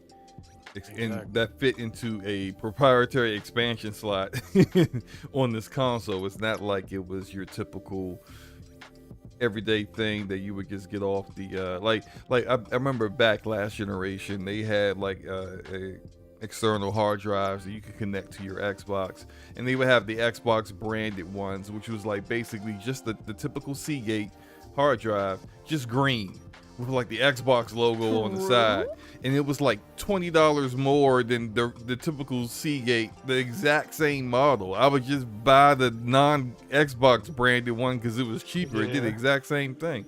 It's not like that. This was a literal proprietarily created strictly for the Xbox Series devices that fit into a slot that it's not going to work in anything else. And so if Seagate is going to, I think it was Seagate, right, that made that. If they're going to put in the R&D to make that happen, then of course it's going to be a certain cost. And even then, like in comparison to at that time other NVMe SSD storage options, it really wasn't even that much more expensive. I think on average it was like those other ones for 1 terabyte were like $200. This was like $50 more than that. It was just like, people just like to complain about things sometimes, and it doesn't make any sense to me. Ramon, what are your thoughts on it? Are you going to get a PSVR2, and what do you think about the price? At the moment, I will not be getting VR. I like it. I've tried it a couple times, and it is like an amazing experience. But right now, I mean, I can, I have to scrounge up time to play anyway, and half the time I play enough to where I start feeling guilty. So, so there's that factor. The price for me at this time, like, I mean, I could, but if I got it, it would be one of those, I'd be walking out of the store feeling guilty. So I won't be getting it, at least right now. As far as how I feel about the pricing, well, I mean, just to put it in a little bit of perspective, there's a good number of steering wheels for racing games that cost more than the console, and they only do one thing. So, I mean, and that's a peripheral. Right. So with that in mind, I mean, the VR does so much more than just the steering wheel. That's number one. The tech that goes into it, I mean, you guys have already covered it. The tech that goes into it is above middle ground with all the competing platforms, and it has the adaptive hand controllers. I mean, all that stuff is a big deal. I mean, I know people try to play it down, but that stuff is a big deal. The tech in the headset and the controllers is not a small thing. It's nothing to diminish. So, and real quick, shout out to those of us up in Canada where it's priced at $750. But anyway, man. Yeah, you guys always get the raw deal when it comes to pricing of it. Oh, bro, coming from somebody who born and raised in the States, and then I moved up here, and these prices, man, it's a kick in the head. So I mean, I wish games were $70 up here. They're $90, but I just I think it's fairly priced. I think that unfortunately, those who are less informed will be like, well, it costs more than the console, and I think if Sony can't, and I mean, their messaging has been so weird, I don't feel confident they do it, but if they put in a little bit of effort with certain stores to they don't have any representatives though, because I was gonna say, like, they could have people demoing it and at least like explain it. Jeremy.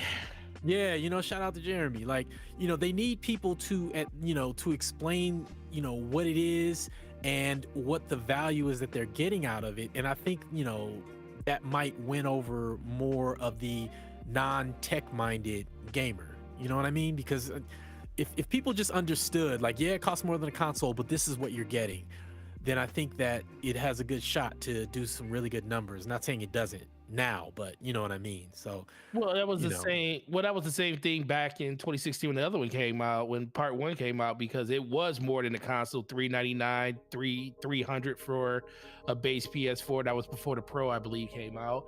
So yeah, it was before the Pro came out, but they that was definitely a thing then. And you're right. I remember Jeremy did a couple of demos inside of our store, and I remember selling out of my VRs that day, because the biggest thing about VR is, can you do it? 90% of the people that try VR love it.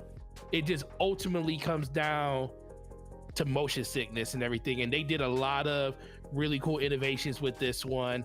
It just seems like VR is getting to the point now where that is not a thing of the past, but it's more of a less concern, because you got the frame rates are so much higher in each eye you get a better streaming representative of what the game is actually doing, so you don't feel like you're about to just go left into the toilet every time something flashes across the screen at you. So I do think that they will miss.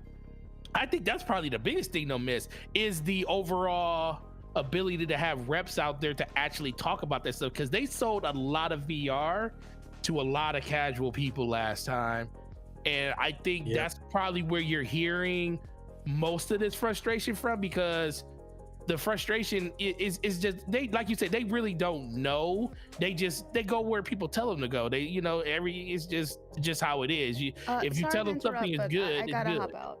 Okay. All right, later, Luca. See you, Luca. Appreciate you coming through, Luca.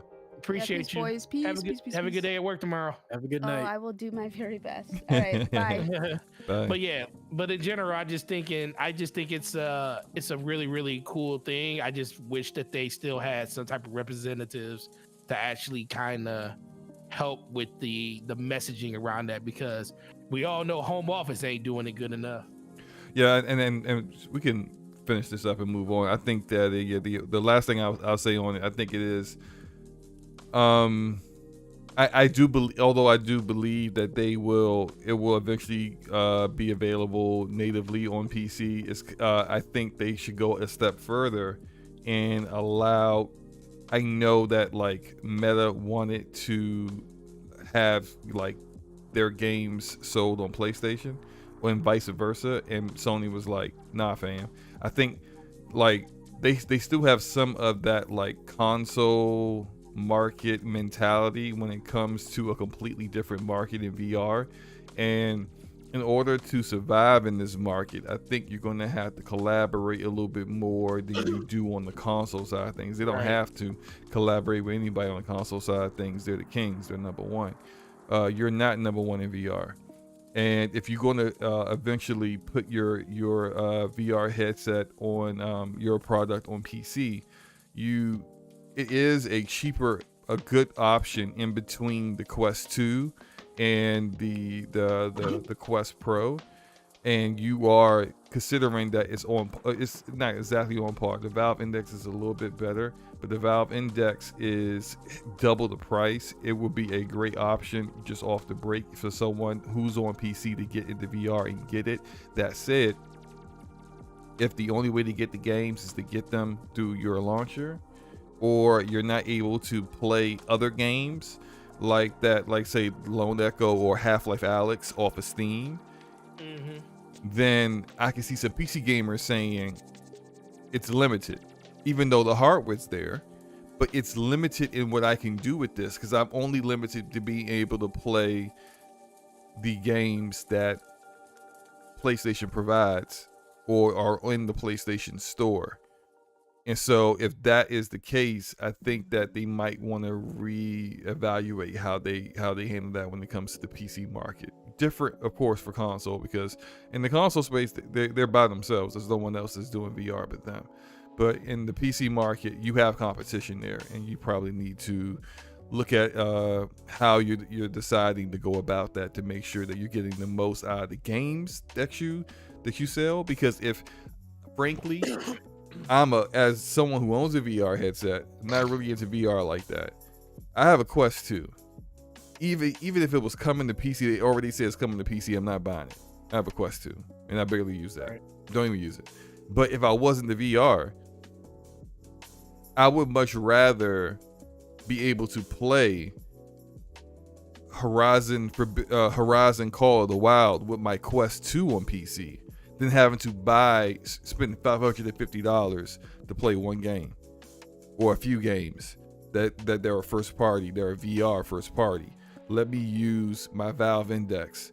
Let me use my HTC Vive to play your games. I think they would make so much more money in VR software by allowing it to be that free and not just locking it in on the PC market to strictly just the PSVR2. And they can still sell units of the PSVR2 to people who want to upgrade. But if you don't want to upgrade, why miss out on that sale? Anyway, that's just my thoughts. We can move on to still a PlayStation topic. PlayStation 5 has hit 25 million sales, and I think that's pretty good. They've got their supply issues, I think, straightened out for the most part, and they've had a big of a boost. They sold 3.3 million PlayStation 5s in the past quarter, which is excellent, and they're right on track with that system being successful. They're kind of trying to get back to where they were. I think they had projected initially, I think 19 million sold for the year, and I don't quote me on that. I may have to go look that up, but I don't think they're on track to getting back to where their targets were when the year started. But it's good to see that they are, like, the sales are picking back up.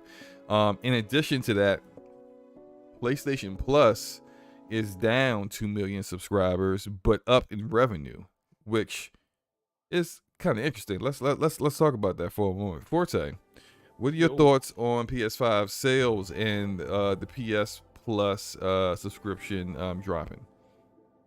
The PS Plus, how much did it drop by? Did they say?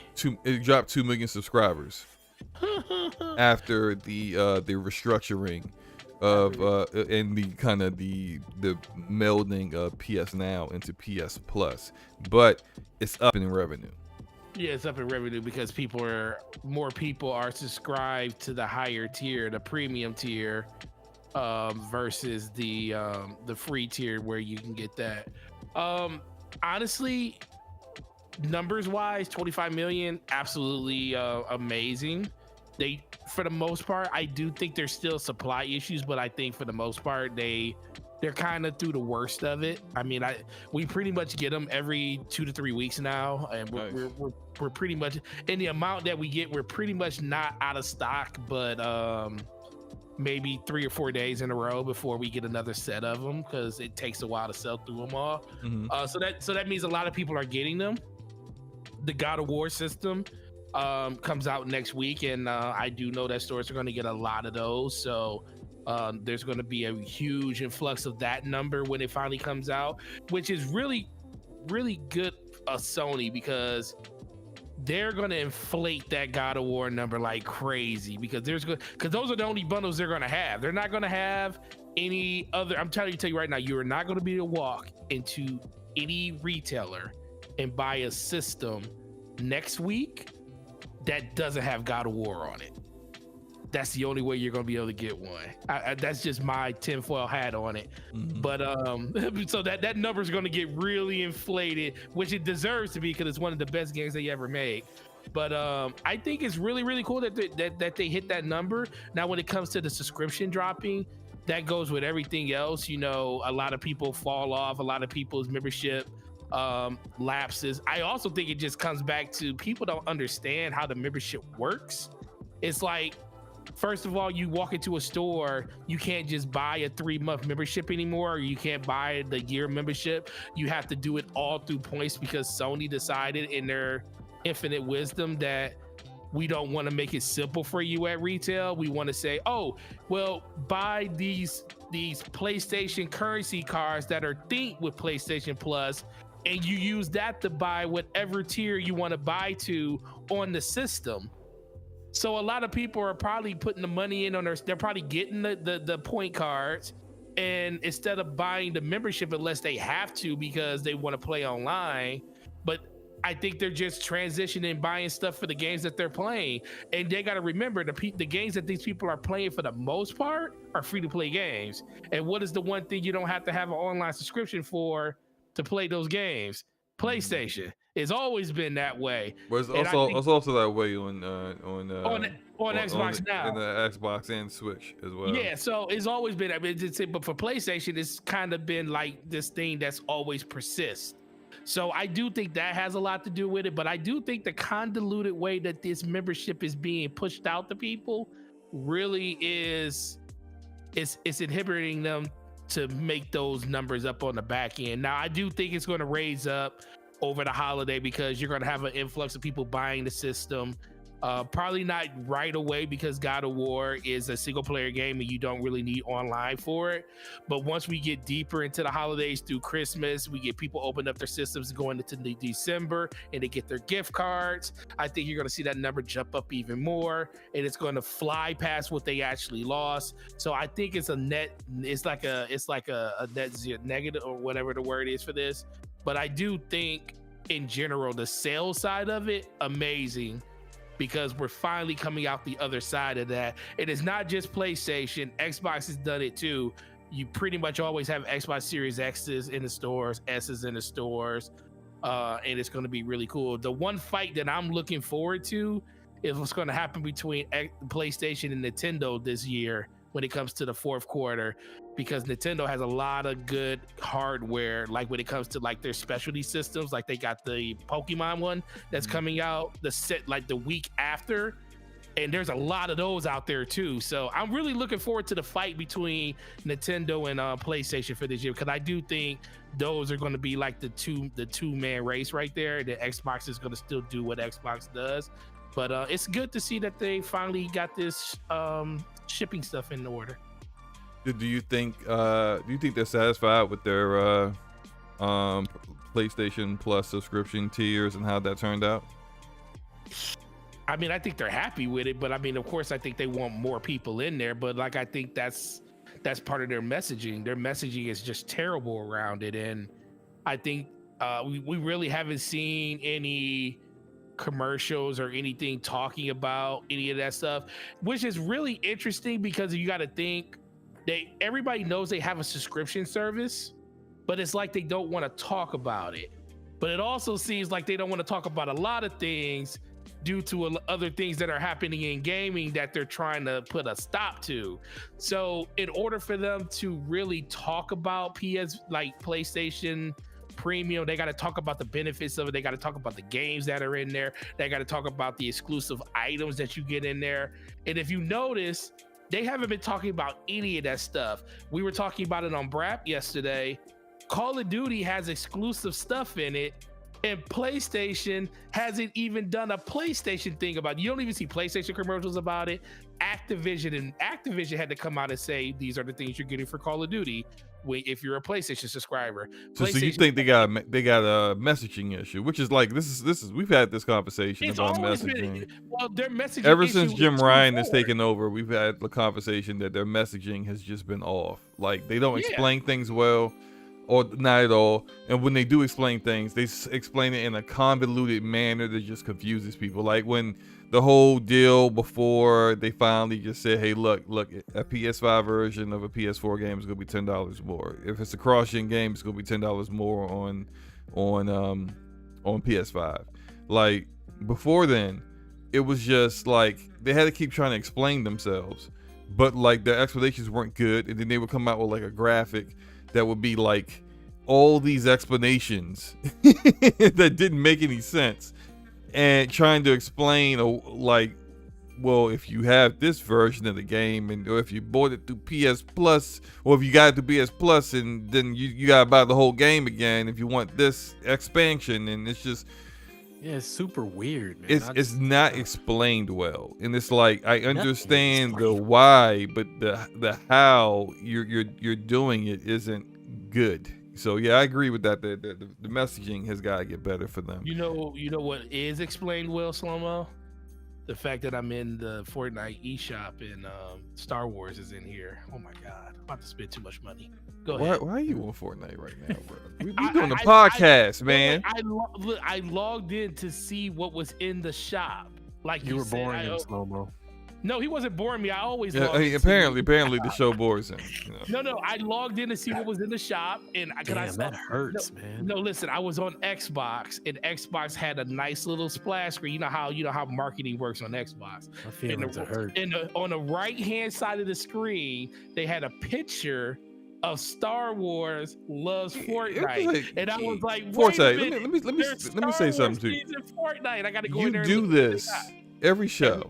We are talking about something, and then you change the subject to something that's completely unrelated to what we're talking about. Yeah, I'm just letting you know that There's a lot. You can tell me about this after the show. Is what I'm saying. Well, calm down. But go ahead. Yeah, and you are a Fortnite whale. You're a whale because not only are you buying skins, you don't even play the game to even enjoy the skins that you buy. But when I do play the game, I have the skins. You know what? Anyway, Ramon, what are your thoughts about PlayStation 5 hitting 25 million units sold? Looks like they're about. I mean, look, we never know what the exact number is. Microsoft isn't going to be forthcoming with the exact number of the Xbox Series consoles, but I think the last rough estimate I saw was like 6 to 7 million more than what Xbox Series X is sold for so far. What are your thoughts on that, and what are your thoughts on the PlayStation Plus subscription service? Well, as far as the console sales, I mean, the only way I could even say that, you know, it means anything at all to me is, I guess I can appreciate that, you know, the health of PlayStation, which means, you know, they'll be able to continue to give me the experiences that I like from on the platform. But other than that, I mean, if they sold 3 million or they sold 30 million in like 30 days, I mean, you know, I don't get a penny of it, so I don't care beyond wanting the platform to be healthy for my entertainment. Mm-hmm. As far as PS Plus, I mean, some of what Forte said, it's been weird. Like ever since they bought Gaikai and created PS Now, it's been weird because it's like they have this service, but they don't really want to talk about it. But you spend all this money on something that you want people to consume, but you don't really. Like, I don't know how many people here have read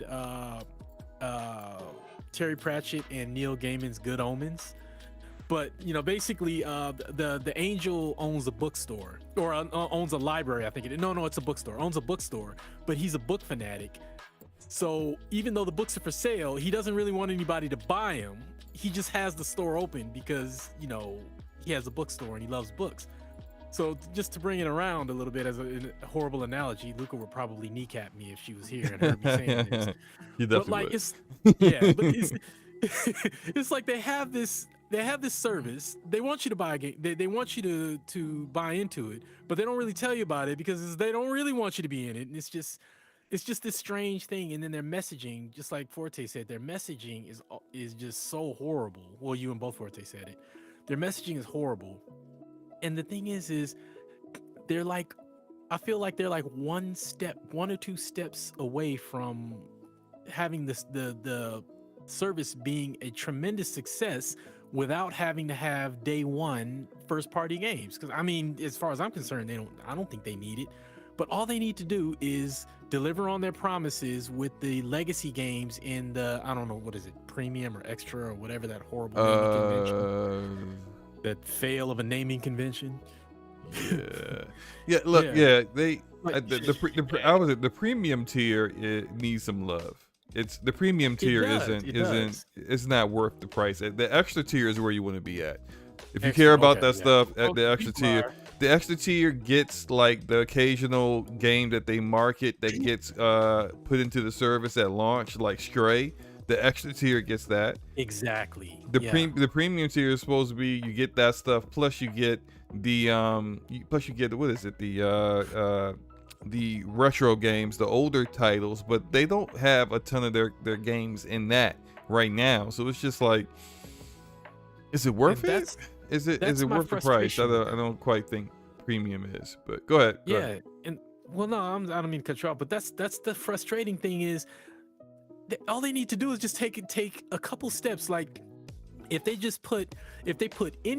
got some indie games like Stray, for instance, that was a great idea. If they did that and got some third party, basically they could do what Xbox does with Game Pass minus day one first party games, and they would be just fine. They would be just fine because people still want the experiences. People value the games.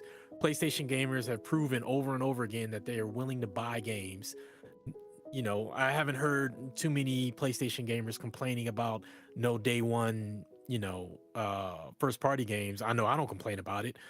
So if they just did that and then just put their legacy games in like they promised they were supposed to do, then and communicate. If there's a reason why it's being slow to get those legacy games in, communicate that. Let people know, well, this is what's going on or whatever, but they just say nothing, and they want, and they wonder why people are complaining about their premium PS Plus. It's because they don't communicate and they're under delivering, which is weird because PlayStation really delivers when it comes to a lot of things they do. But they're just failing at premium. So it's not surprising that their subscriptions are down, assuming that they're not just moving to different tiers within Plus. But I don't know, I've ranted long enough. It might be the fact that they finally, I think they went into this earlier than they wanted to. I just think that they had to get something out there. And a lot of people can say, well, they don't need to compete against Game Pass. Well, when they really don't. They need to do something right. They need to do something right. And I remember when Jim Ryan said that they were working on something like this, and that kind of acknowledged to people that they were working on something.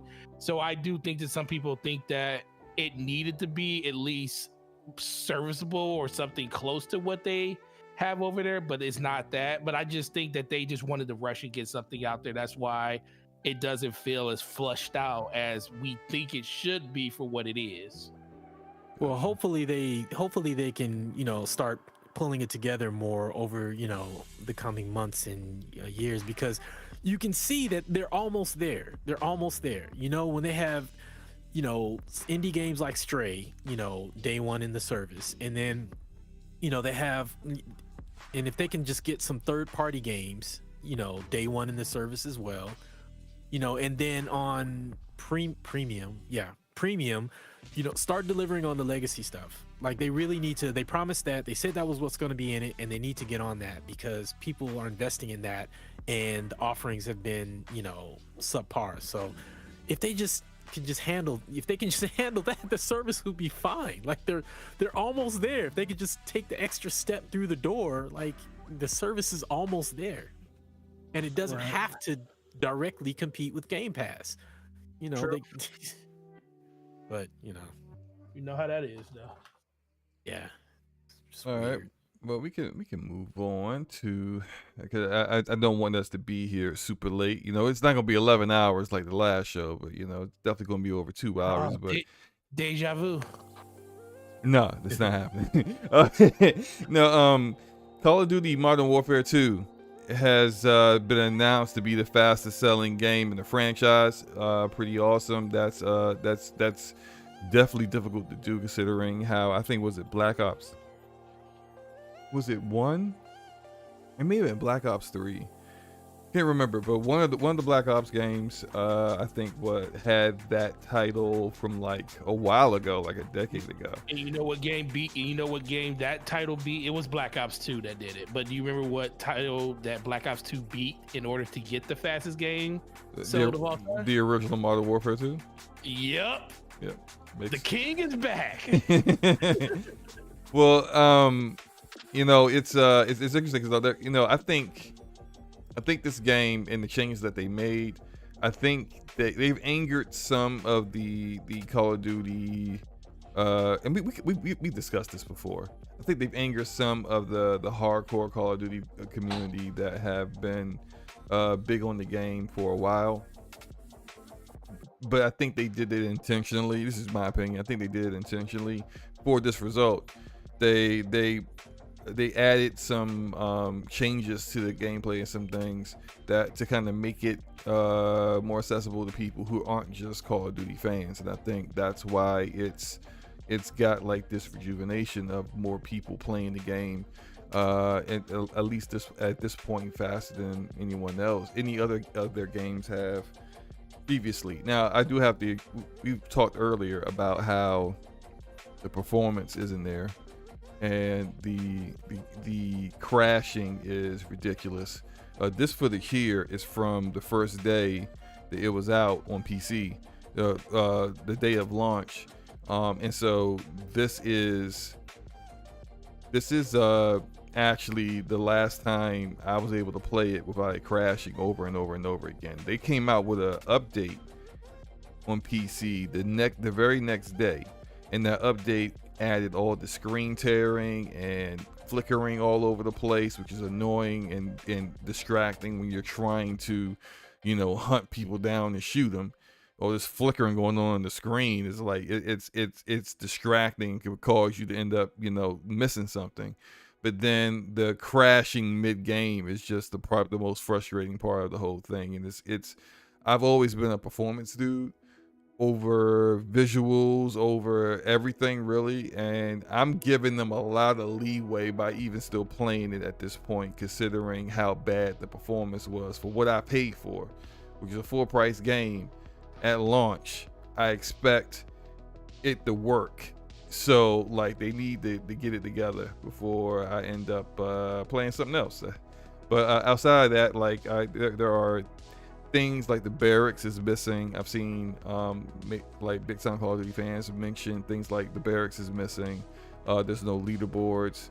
A lot of little things that are supposed to be typically there on the Call of Duty release aren't there right now.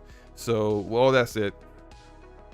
I know Ramon doesn't play it, so it's fine. But Forte, we talked about this a little bit already, but just again, what are your thoughts on Call of Duty being the fastest selling game in the franchise, and also just on the game in general? I think it's great. It just reminds people that no matter how down a game can feel over the course of a few years, or how a game, like a lot of people can feel like this game is killing the franchise, all it takes is some familiarity to come around, and for a developer to put some real hard work into it to kind of give people exactly what they want, and or things that they didn't even know they wanted, to bring more people into the franchise. And I think that's what they did with this, and it's kind of a relief. But I also think this is really, really benefiting the people that kind of just stepped away. Like for myself, Modern Warfare 2 is my favorite one of all the Call of Duty games, so I was going to jump in just to see what they actually did and what they changed. So I'm taking in like the last 3 to 4 years worth of Call of Duty changes that happened inside of this franchise. And there's a lot of things that I like, and there's some things that I don't like, but for the most part is exactly what I expected it to be. And they're being rewarded for that. I mean, they're literally living off the name Modern Warfare right now, because people really, really understand what that is. People really, really loved it. A lot of people, like I said, really, really love the story aspects, the story base of it. I haven't got a chance to play that yet. So just to know that this is the fastest selling one and the game has only been out a week at this point is something that they should celebrate. And that's before Warzone 2 drops. That's before Season 1 drops, and we start getting all of the other stuff that's missing in the game, because all that stuff is tied to Season 1, which is the 16th of next week. So I think once all that kind of hits, then I think we'll get a more true understanding of what people really, really feel and how they, the reception of this game. But for a game that, a franchise that people thought was in decline, it just kind of lets you know that as long as they have people that are willing to buy it, and as long as they have a good story, or they have somewhat of a calling card to fall back on to bring people back into the fold, Call of Duty's here to stay. And that's why you see companies like Sony fighting for what's going on with the game and everything like that. So it's a juggernaut, and it's sold really, really well. And I think that it's going to continue to keep selling really, really well. And people are going to kind of forget about what Vanguard was versus what this game is now. They're not going to be playing Modern Warfare 1 anymore. They're going to be playing 2 after this.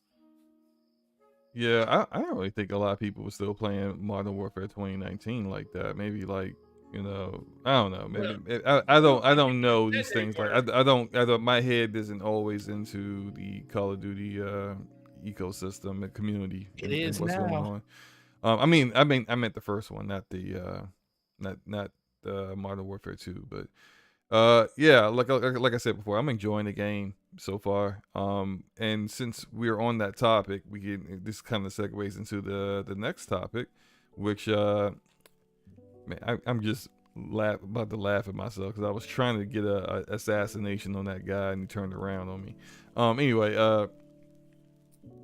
Phil Spencer is, and guys, this is going to be a very light ABK acquisition conversation. Phil Spencer has reiterated once again for the 5,000th time that Call of Duty will always be on PlayStation.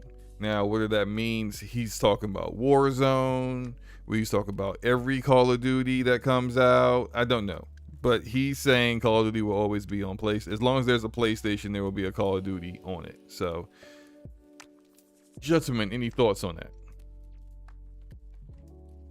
Well, I noticed I got to give Phil credit because he's a master when it comes to, words with a back door. Because he said, they intend on. Yeah, there's that word intent.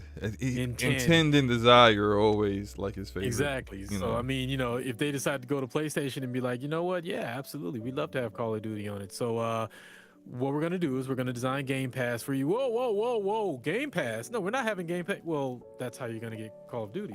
Well, no, we have our own service. We're not putting Game Pass on there. Oh, I see. Okay. That's a way out. See, it's always something. It's always something like that.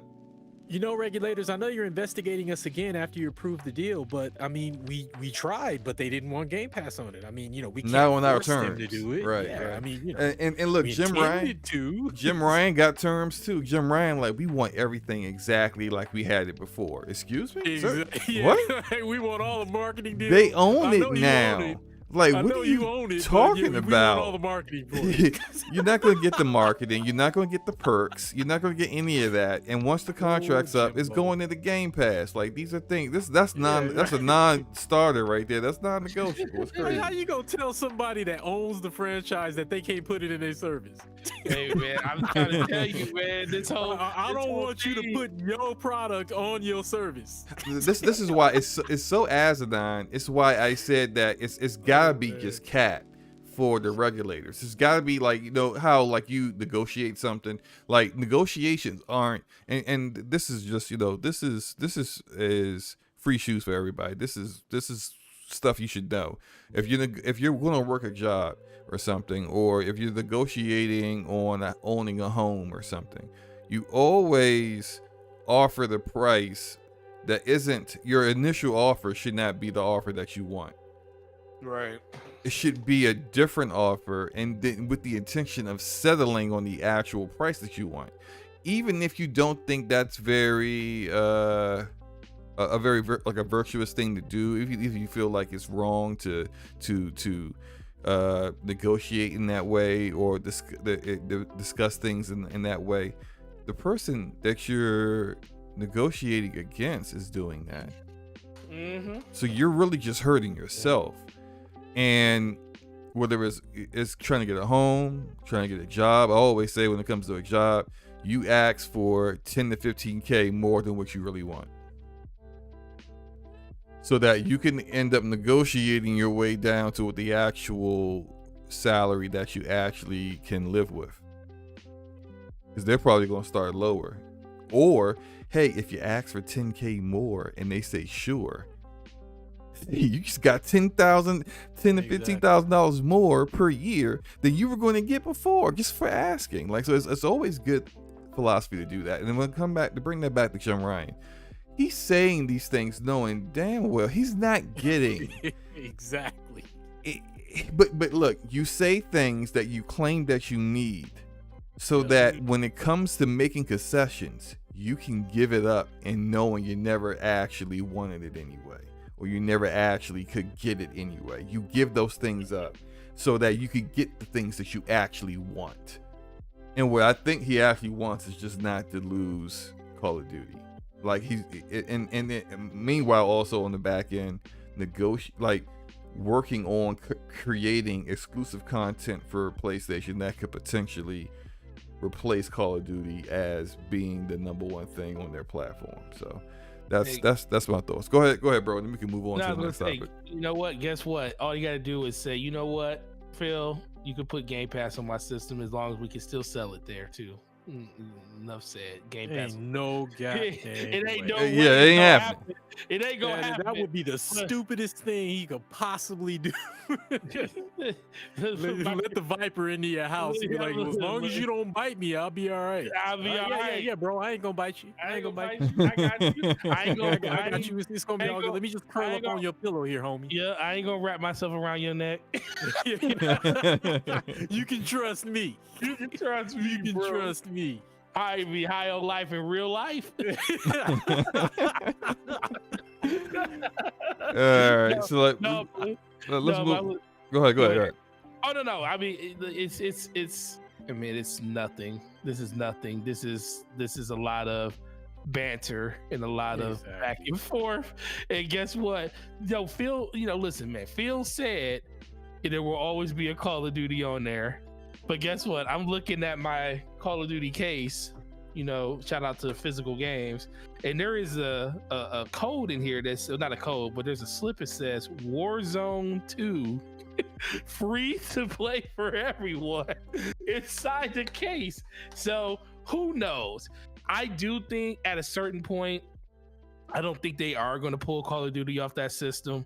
I just think ultimately they just want the King deal to go through. But I also think that they want to put Call of Duty in Game Pass. I think that's ultimately what happens. If they can make money off of PlayStation by having the game over there, so be it. But I think they just want to have the ability to put the game where they want to put it. And that's where Sony is fighting them at, and they will ensure it's the best place to play is on Xbox. Yeah, it's just what, just like Sony. Because right now the best place to play Call of Duty is PlayStation. Like even though it performs better, well, it eventually will perform better on PC. You can play at higher frame rates and whatnot on PC. You get double XP. Boosters and stuff with PlayStation. You get exclusive blueprints you can get exclusive skins. You're getting the definitive. They say play with your friends on PlayStation. 25% more experience. Right, play with your friends. And that even counts for them, even if they are playing with someone that's cross-platform. So even if you're playing with someone on Xbox or PC, because you're on PlayStation and you're playing with friends, hey, 25% more experience. Everyone that I know that's playing this game right now on PlayStation is already at max level 55. Yeah, because I might have to. Yeah, it's pretty. They're already there. So it's pretty disgusting. But yeah, shout out to Phil and keep talking about this, Phil. Let's go. The last topic of the night is a topic that actually, let's do a mini topic real quick, because I said I was going to discuss this real quick, and Erodimus for some reason shockingly wants me to discuss AMD. So AMD, who also makes the architecture for the Xbox Series consoles and PS5, the APU that powers them. And they're part of the red team that Slow-Mo doesn't like. I am not. Stop it. I'm not. People will start believing you that I'm some kind of AMD hater. I am not AMD hater. The reason why it wasn't an official topic today is, well, one, I was kind of busy and I didn't get a chance to actually watch their presentation. That's one. But two, and I kind of said this about NVIDIA when we first talked about their presentation. It's all well and good when the CEOs of these companies do a live stream and they talk about how amazing their product is and how so much better it is than their previous generation product, as well as how much better it is to their competition. I don't care about it. And none of that. Where are the independent benchmarks and the independent reviews? That's all I care about. All that other stuff, you are you're trying to sell me a product. And you're going to talk up the things that you do well, and you're going to try to hide the things that you don't do so well. And AMD, the weaknesses that AMD's offering has always been super sampling, not being as strong, the software that content creators enjoy from NVIDIA, AMD's versions of that do not compare. and they're still abysmal on ray tracing. Intel just came out with a new GPU, and they're just getting back into the GPU scene, and their GPU is better at ray tracing than AMD. So it's just like, you gotta get better at those things. But other than that, just straight up rendering and the speed of rendering, what you see on the screen, the rasterization, they're on par with NVIDIA in that regard.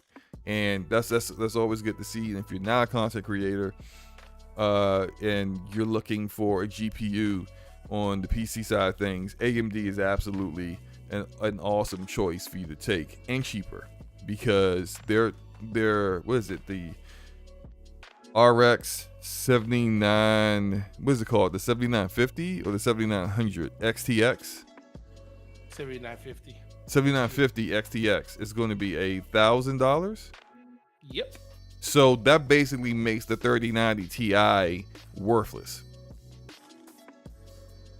because the 3090 Ti is $1,100 right now. And if they're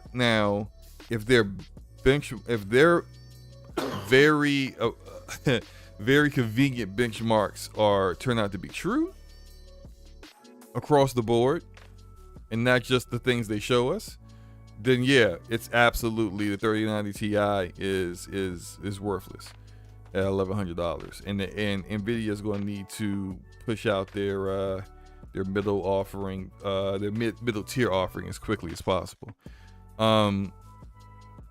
That's it. I think actual real discussion on what AMD is offering and the GPU market in PC and where it's going and who's messing up and who's not really can't be done until we get reviews of those cards in like 2 or 3 weeks. Forte, do you agree? I do agree with that. I do think on top of that, competition is amazing, and right. The biggest thing with it just seems like AMD, since they always go second and everything, I just feel like since they go second, it's like a lot of people that were really interested in buying like newer cars and stuff already get scooped up by NVIDIA because they already come through first with like the 4090 that they did this year. Mm-hmm. But I do think when it comes to like people after the fact, AMD does really, really well in the second half or the beginning of the year because of that. People see the uplift. They see that you can achieve, if not, comparable frame rates or better performance, you can get overall better. And that started with their CPU line. Now it's moving over to their GPU line even more and more. People don't remember that the 6900 XT was an actual really, really, really good card. I do think that it got kind of hit hard just due to the fact that the pandemic kind of raised the prices of those cards way out of proportion to what they were actually worth at the time. And we're not going to have to deal with that this time around. So it's definitely interesting to see exactly what direction they're going in. I didn't watch the keynote themselves, but I watched a couple of videos from people on it. I watched like J2 Says video, and I watched a couple other people's, and the performance looks really, really good. And like you said, the fact that this thing is smacking a 3090 Ti at $100 less of the price, and that card is a last generation card, kind of lets you know where AMD is actually sitting right now. And it's getting to a point where you really can just pick and choose. You don't have to do a lot of super research to see exactly what's going to perform better. It's pretty much just go out and buy what's going to be good for your system, what's going to be a really, really good matchup for the hardware that you have, and you're going to basically do well. I don't think it's as crazy as it used to be in the past when it comes to performance and getting stuff that matches up with each other. Yeah, and this is my last thought on it, and then we can move on. It looks like nothing AMD is going to offer for RDNA 3, which is this generation of GPUs, can match the 4090. It looks like they don't have anything that's going to match.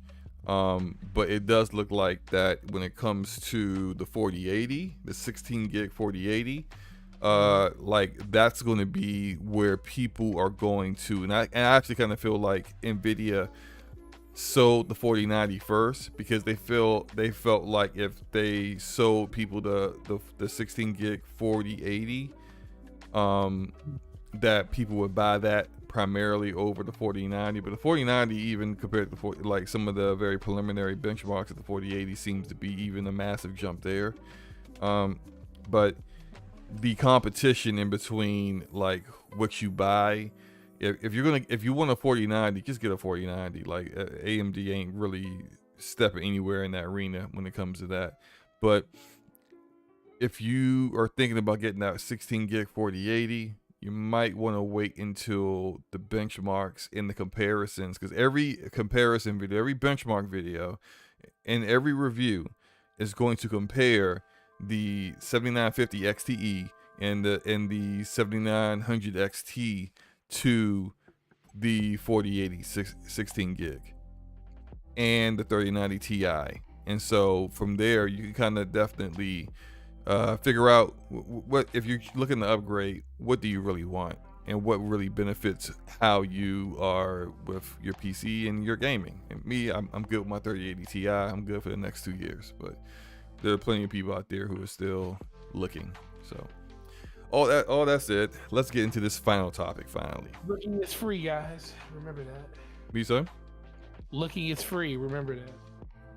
What are you talking about? You said it'll just be looking, and I said looking is free. Remember that. Yeah, but free is also 0 FPS. So well, we definitely don't want that out here. You ain't getting no frames from looking. You want to perform. You want a premium product. I mean, some premium gameplay experience. You're gonna have to pay a premium price. But let's move on to God of War Ragnarok. Reviews came out today. I always find it. I kind of figured it was going to be like this. It's got a 94 Metacritic right now, and I kind of, every time I see a game, the reviews of it come out, and it's like the review embargo ended like almost a week before the game releases. That's confidence.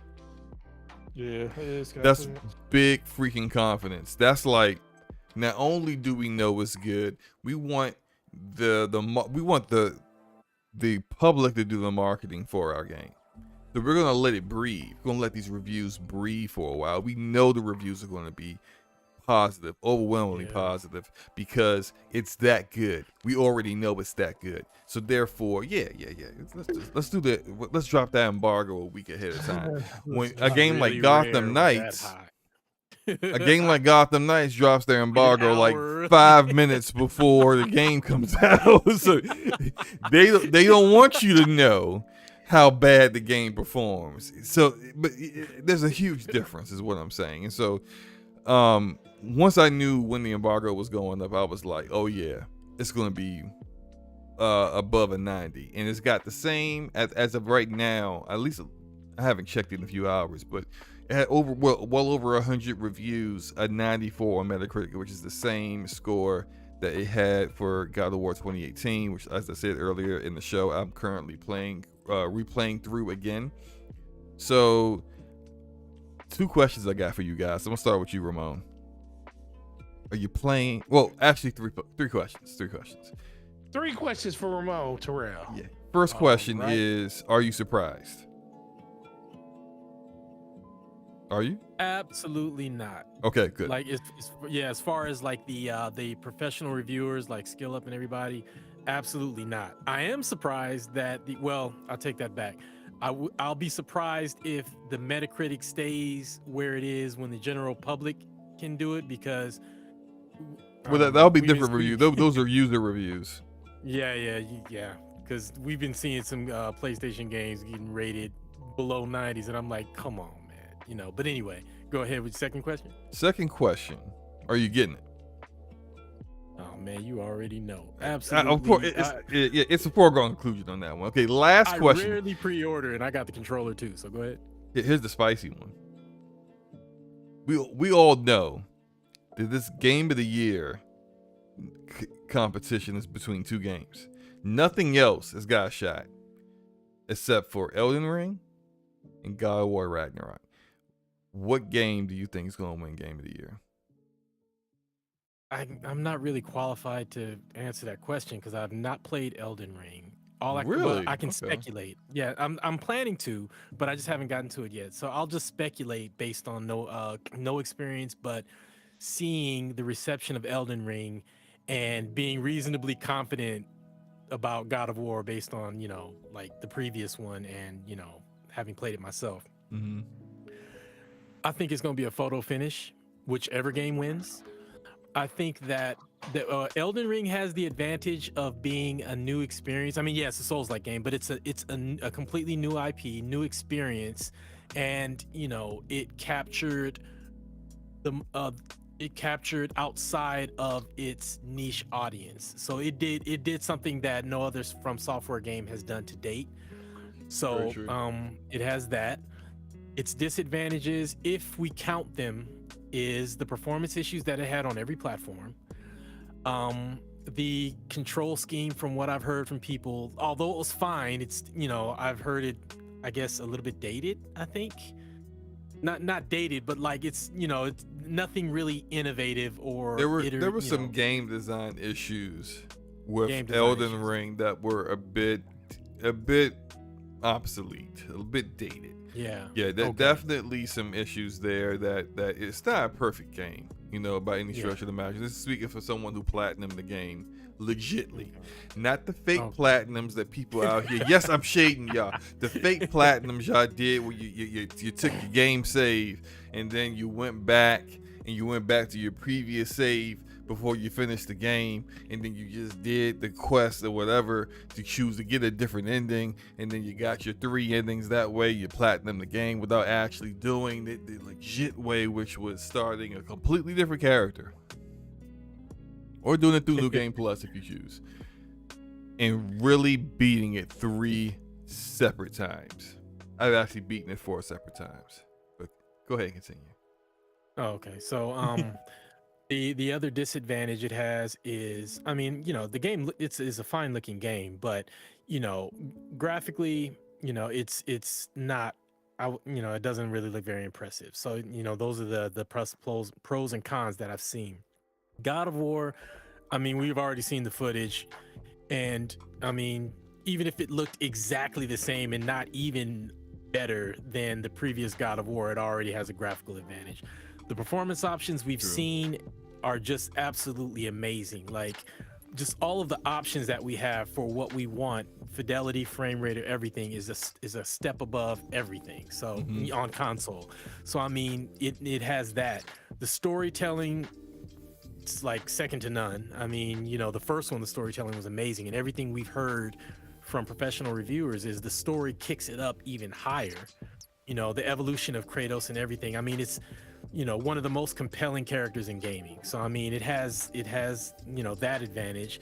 The combat is so satisfying, so amazing that it's unreal. I mean, that axe, performing like Mjolnir never gets old. Bless you. So thank you.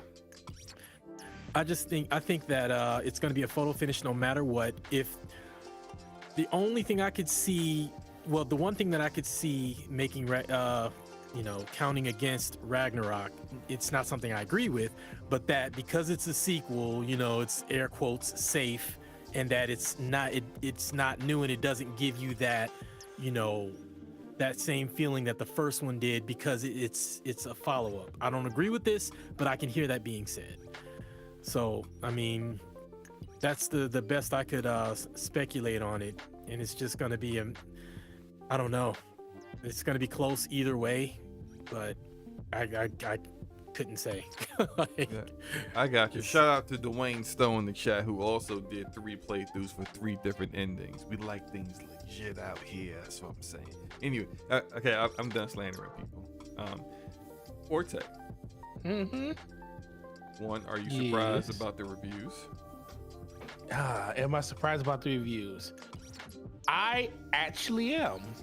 You thought it was going to get the typical 88 curse no, I still thought it was going to hit 90. That was something I said. It's still going to hit 90. I'm not shocked that it scored in the 90s. I'm kind of shocked that it still hit 94, and that's not a bad thing. It's just that normally, especially if you listen to like the pre the pre-discussion around the game where people were talking about their experience in the first couple of hours, it just seems like it was like, like, okay, it's good, it's God of War, it's fun, it's got a lot of things going for it, but it just didn't seem like the game was going to kind of resonate as much as the first one, because there was a lot of things that were going with the first one where they changed the camera angle, they did the one shot cut when it comes to the camera itself. They completely changed the combat up a lot. Story was completely different. You're in a completely different mythology now. So there was a lot of things that really resonated, which made the game way more refreshing. Whereas I thought with this one, it would do the same thing. And I think when I was on the phone with you earlier, I said, if the game is everything that the first one was, then it deserves to be a 94. I just didn't think they would actually do it. Because, we know how reviewers basically are. They always like kind of, I was bored at this part, or I was bored about this part, or it was too much blow in this parts of the game. And if you look at a lot of the reviews, basically did say that. Like they said they felt like it overstated. The middle was a little bit of a drag. Yeah, but the thing is, which I'm happy about, is they didn't penalize the game for that. Because that's normally where you get the penalization of the game, and they didn't do it. So I'm a little surprised that it hit 94. I'm not surprised that it's in the 90s, because that's what I thought it was going to hit, was still a 90. Mm-hmm. Your second question is, am I getting it? Not only am I getting it, I'm getting the collector's edition. Are you buying that from Taz? Am I buying it from Taz? No, I already have one pre-ordered. Even though Taz need to just go ahead and give that to me. Give it to me. No, he can't give it to me. It ain't like you spent anything on it. You want it, man. Just give me the collector's edition, bro. I'd love to have it. He ain't gotta. It's Taz. He ain't gotta pay shipping to give it to me. He can just. I'll just go to his house and pick it up. I'll pay for the shipping. If that's the problem, I'll pay for it. Listen, he don't even have to go out his house. I could just drive there and pick it up. He ain't got to do anything. He ain't got to think about us poor folks up in Canada who pay $20 more for everything. When you shipping that out, I'll pay for that shipping. I'll kick you some shit. Okay, well, you're the only one that I will allow that to happen with. But I'm definitely picking it up. I'm actually going to get mine on Tuesday night, because I do the midnight, and I'm going to come home and play it. And I'm off on Wednesday night, and I'm going to probably play until the sun comes up the next morning.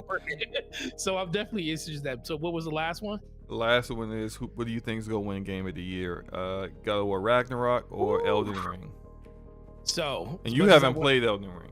I haven't, but but as much as people are going to probably say, you're going to say God of War because God of War is his favorite PlayStation game. No, I'm not. I'm gonna say Elden Ring, because pretty much, not trying to repeat everything that Ramon just said, but that is the reason why I think it's gonna win. I just feel like Elden Ring did something that most games don't do, and the games that do that are the games that win Game of the Year. When you look at games like Zelda, Breath of the Wild, it did something that no game in that franchise ever did before. And it brung people into that game that never even liked the Zelda game before. And that's why that game won Game of the Year, because it did something different. And I think Elden Ring, appealing to such a mass amount of people that had no inklings and even thinking about playing that game, I think that's going to resonate with a lot of the voters. I do think that God of War is I do think of the photo finish, because it will not be a landslide. It will be close. This might be the first Game of the Year where it'll be nip and tuck all the way through it, where you'll see Elden Ring win a lot of rewards. You'll see God of War win a lot of awards. You'll see some other games in the middle win a lot. It won't be like what's the name, when Red Dead won everything, and then all of a sudden, what's the name at the end came up and took it away. God of War took it at the end of the year. I'll actually say the opposite. I think it will be like that again. I don't know for certain. I can't say for certain right now what I think will win. I think I'm leaning a little towards Elden Ring, for a lot of the same reasons you guys mentioned. I think that Elden Ring's impact overall will be bigger than what God of Wars will be. Yeah, I think it will be a bigger impact overall. What's going to be thought of is how Elden Ring was able to expand beyond and its impact beyond just the From Software, the Souls games community, who probably around the number of, like, if you look at like the last, was Sekiro sold like 5 million. So like if you think that the Souls community is like 5 million people, just think about the fact that like this game within a month more than doubled that. More than double that, right? It was like 13 million in like a month. Off Like word this, of mouth too. Yeah, It was- yeah. it was word of mouth. This game's impact was legit, and it was as well deserved. It's a Yeah. I think a masterpiece of a game that's flawed. With some game design issues that I think that whenever From Software does an expansion or a sequel to this of some sort, that like I hope that they address those things. But I'll say generation defining games are games that like actually influence other developers and how they develop their games. And clearly we are seeing already how Elden Ring is influencing what other developers are going to do for the rest of this generation. So I don't think God of War is doing that. I think God of War looks like, based off the reviews, I only saw ACG's review, and that's about it really. Like I mean, the reviews don't matter to me. I'm sold on the game. I'm sold on the game regardless of what reviewers say. That said, I don't think Ragnarok is doing like the impact part, you know, which I know there's a whole category, games with impact, but that's more of like Is that a whole category? That's more like towards like, hey, this game was revolutionary in accessibility for people with disabilities, or this game had like, you know, featured the kind of people that you don't see in video games being prominently put as a protagonist, and therefore that was brave. So games with impact gives you, you know, like that's what that award is for. Right. One thing that I found interesting was in SkillUp's review. He said that because apparently you get to play as Atreus as well. The spoiler. This is why I didn't. Oh, is that it? I would say I'm that's because. Well, okay, because I was assuming you get to play as him because he's older, but I'm sorry. Yeah, I would assume that too. But just like I'm trying, maybe it's just me, but like whenever I'm hyped on the game and it gets close to release, I stop like the reason I only watch ACG's review, and I even feel like ACG revealed too much stuff. But like the reason why I only watch his review, because I'm not trying to see or read anything that would be like too much. I ain't watch nobody's review. I don't care. I don't care. I know I'm gonna play the game. I know I'm gonna enjoy it. I don't want to see anything. So I haven't seen the trailer. I haven't looked at the latest trailer. I just looked at. This 1 minute launch trailer is the only trailer that I've looked at for this game since maybe the summer. I didn't even watch that. Yeah, so I'm trying not to see it. So sorry if anyone, you know, heard that part. My apologies. Like, you know, it's not like he told you the ending. So it's not my not apologies. that bad. I was, you know, I should have thought, because I was like, oh, you know, when I first saw it and I saw, you know, that Atreus was 3 years older, he's like in his teens now. I was like, oh, cool, we're probably gonna get to play as him. But, you know, I probably should have considered that. So my apologies to the chat and everybody else. Yeah, no problem, man. No problem. I still believe. Oh boy, Delhi's boycotting DPS now. Whatever. you will live. But matter of fact, hold up. Hold on.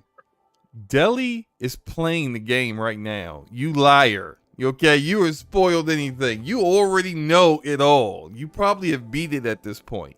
He told us last night this man got an advanced copy of the game, and he has been more than half the way through it. So he's probably already knew all that information and then some. So I don't want to hear it die. I don't want to hear it from you.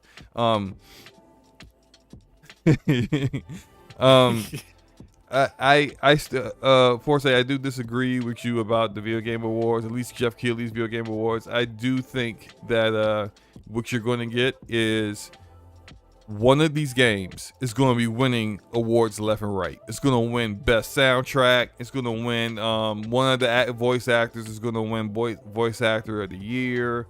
It's going to win a bunch of different categories that it's nominated for. And then the other one is going to win Game of the Year. That has happened so many times. And so, as you mentioned, the most prominent time that happened was when Red Dead 2 was up against God of War 2018. Red Dead 2 swept everything. So you think God of War is about to have what happened to it with Elden Ring? Well, I don't know who is going to sweep up, but I know like we're going to live stream the Video Game Awards like we always do. And when we live stream it, we will know before the end of the show who wins Game of the Year. We will know. You're right. Because it's going to be like, hey, and it's God of War Ragnarok. And it's God of War Ragnarok. It's going to be, look, they not going to let Elden Ring just sit there, just come home with nothing, okay? It's not happening. It is if it's Elden Ring that's winning all the awards, go ahead and just hand that Game of the Year trophy, whatever they give them, to Sony Santa Monica, because they got it in the bag.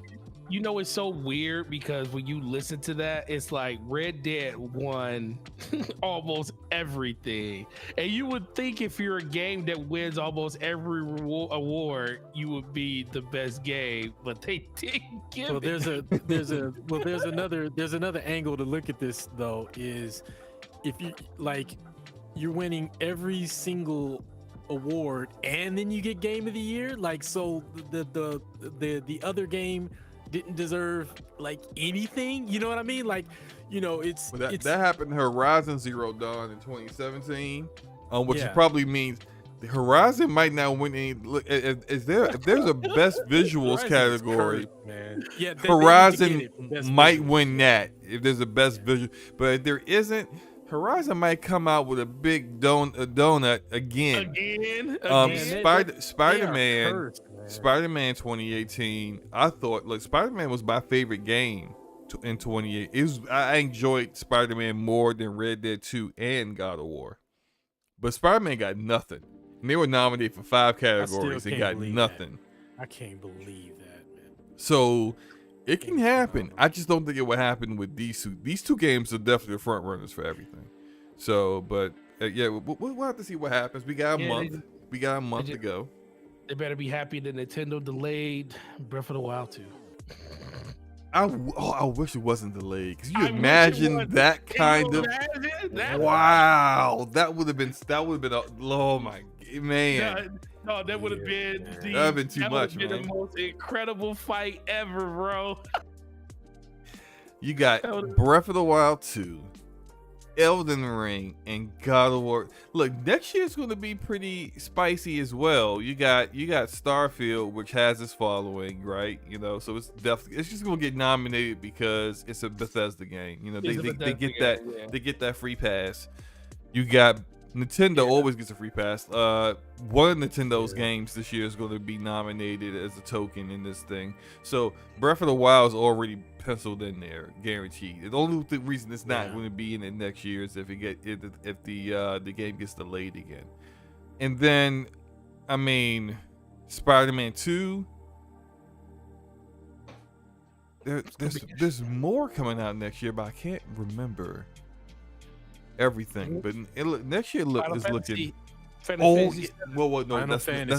not guaranteed. They said winter 2023. Which no, Final Fantasy 16 though, right? Oh, we said 16. Yes. Okay, 16. 16, yeah, 16 is next year. Yeah. If it's not like 15, sure. You know, if it makes sense, absolutely. Like 16 could definitely be up there. Because 15 was a train wreck. Good grief. Did you just say it's not like 15 and it makes sense? As long as it makes sense. As long as 15 was awful, my God. It can't be like 13. It has got to make sense. Final Fantasy lost me with 13, and they're pulling me back in with 16 because I like the way it's looking. I haven't enjoyed the mainline Final Fantasy since 9. Oh yeah, that's actually about right. They hit the pinnacle of pissing me off with 13 though, man. The almost the entire cast of characters with 13 were just that whole annoying. Soap opera, man. Oh annoying. My god, it was so annoying. You trying to say you didn't like Lightning? You know what? I was okay with Lightning. Lightning wasn't that bad. It was the rest of them. Fine. It was the rest of them. Even the dude with the chocobo and his afro, he was cool. But like, chocobo yeah. I ain't like him either, actually. Chocobo. I think the reason why I liked him was because he was the first black dude who wasn't the stereotypical "what up, fool," like the original 7 Final Fantasy 7. He wasn't Barrett. Yeah, so he was like a normal black person, not this like black exploitation thing they did with the original Barrett. Yeah, So I think that's what got him extra points for me, But Final Fantasy 16 Rebirth is. I think Rebirth probably is going to be like January or February 2024. They said winter, and winter isn't. Winter is actually December, January, February. So it doesn't necessarily. And even if it hits December, that's too late for the video game awards because it's the cutoff is in mid-November, so it wouldn't be eligible anyway. But like next year is looking pretty stacked. There's going to be although I think look, I 100% believe in Nintendo's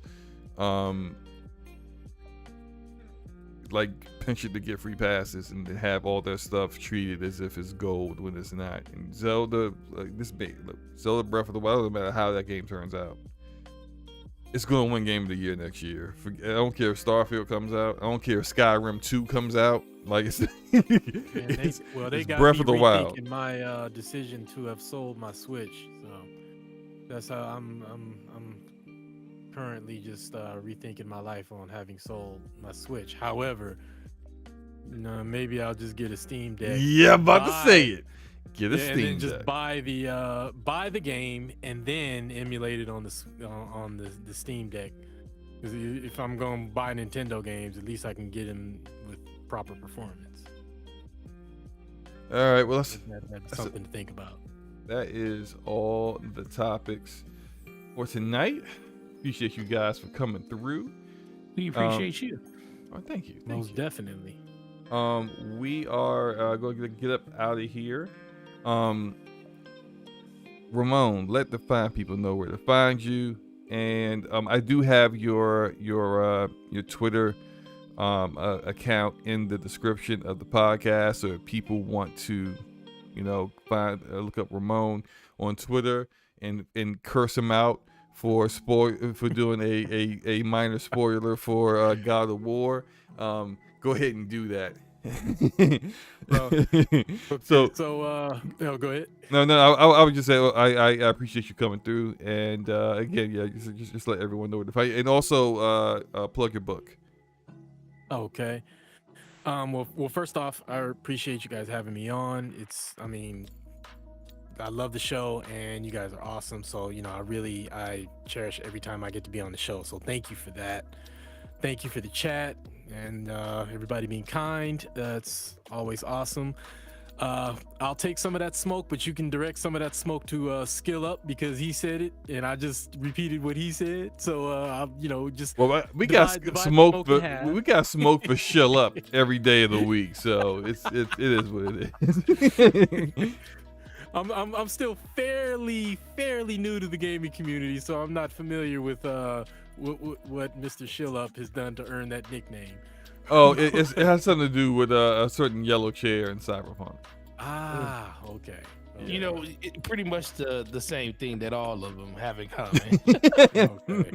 Because you conveniently didn't realize that the game was busted when they got their chair. Oh, I see. Yeah, I didn't see that review, so yeah, that's probably why I still talk up his stuff. So okay, but yeah, you can find me on Twitter, Ramon_Terrell. You can find me on, I don't know, Barnes & Noble, Amazon, Apple, you know, Kobo, anything under my same name, Ramon Terrell. If you like to read epic fantasy or urban fantasy, vampires and werewolves, or fantasy humor. Have a couple of series that are finished, couple of series that are ongoing. So if you just look up my name, you'll find my stuff. And yeah, it's been awesome. So thanks for having me, and it's always a pleasure. No problem. Forte. Outside of playing more Call of Duty, what do you got going on for the next week, man? Oh, for the next week, working, and then playing Call of Duty, and then working some more, and then working for another 3 days, and then God of War comes out, and then I'll turn my PlayStation 5 on, and it won't just be a Blu-ray player anymore, and it's amazing, and I can't wait for it to happen. But no, outside of that, nothing else really. I kind of just been taking a seat back, like I've been doing a lot of yard work and stuff like that because we got 9 trees on our property, and oh man, that's too much. Those leaves ain't picking up themselves. I done already went through what we done already did 37 bags. So the leaves are good. The leaves are good for your soil, and they also house organisms that live there that are beneficial to the environment. So you should probably leave the leaves there. Guess what? That's what I do. Guess what? My wife is like, no. Because I'm lazy. My wife. But that's what I do. I do it. Have your wife Google it though, because there's benefits to leaving your leaves down.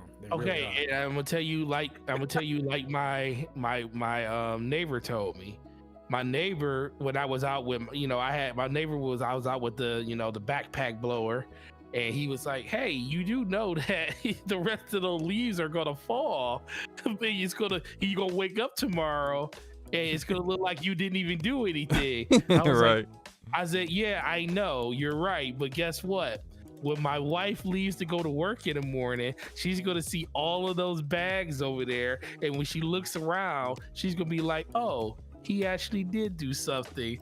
And I'm trying to so listen. So you're trying to give the appearance of being helpful, is what you're saying.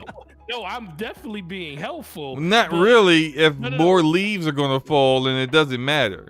No. The leaves are gonna fall no matter what, because so this is how I'm gonna tell you how my wife is.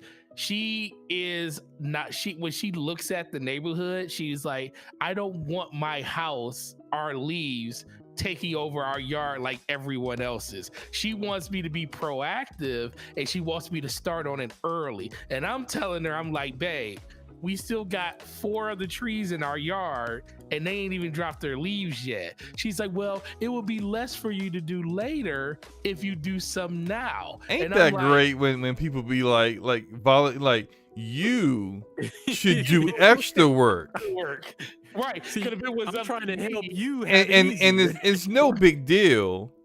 Even though I'm not doing anything, but it's you're doing all the work. But what's the problem? I don't understand. But, so I went out. So me knowing that, I was like, okay, I know that I was gonna go out. I was just gonna wait for all the leaves to drop, and I'll just go out there one time, spend the day out there, and get everything up. But then my wife was like, no, I need you to do this. And to her point, she's not one of those people, because she was actually out there today, because I did them last week with the blower. She went out while I was at work this week, and she actually raked them in the pile and stuff, and the kids were out there. So she's not one of those people. She actually would go out there and do the work herself too.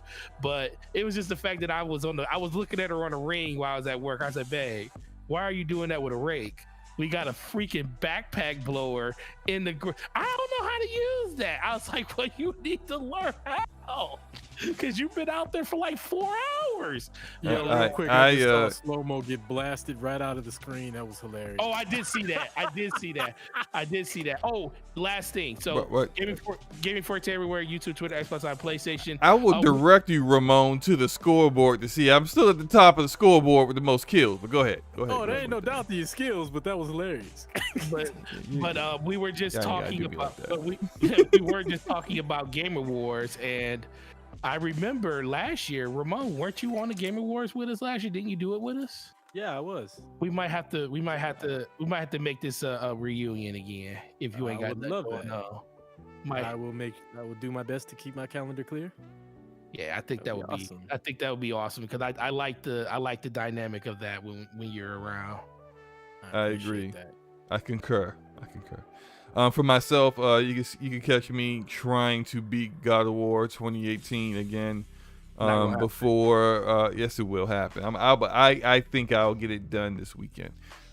Before Ragnarok comes out, and then after that, after I beat Ragnarok, I plan on probably getting back into Plague Tale Requiem because I haven't really played that too much.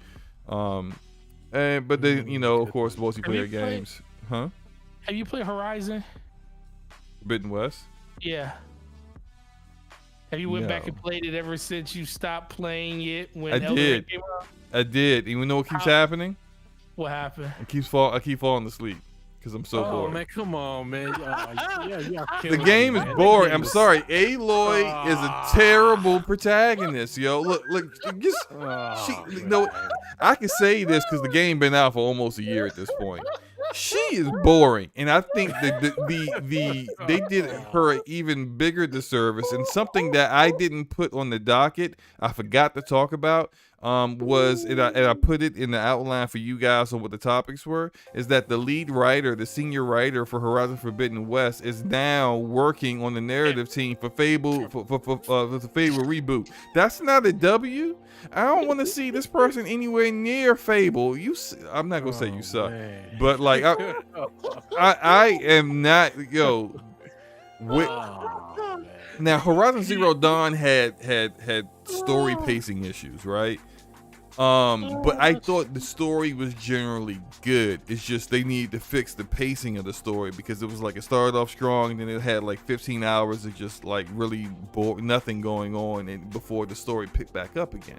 Now, my issue with Horizon Forbidden West is just where they went with the story. I lost almost all interest when they revealed, look, it's been out since February. So if you don't know this yet, this is on you, okay?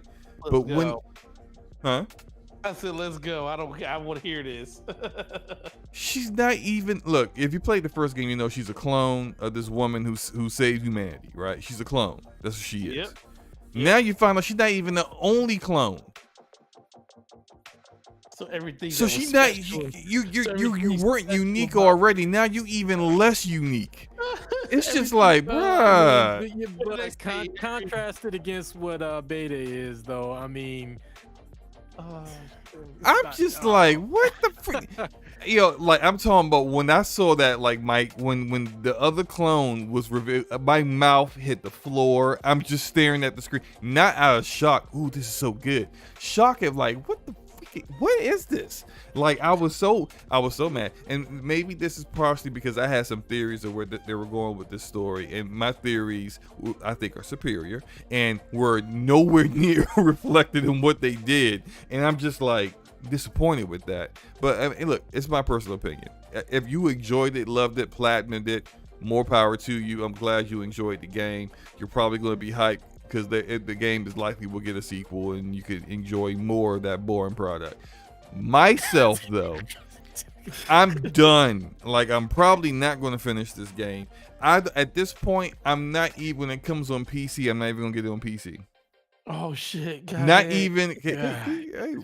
Blame me, sir. I'm sorry. But like, I'm not even probably going to just buy it to benchmark it like some PC people do and do a benchmark video and then refund it back. I'm not even doing. I don't do that kind of stuff. If I do a benchmark video, it's because I actually generally going to play the game and whatnot. But no, I'm good.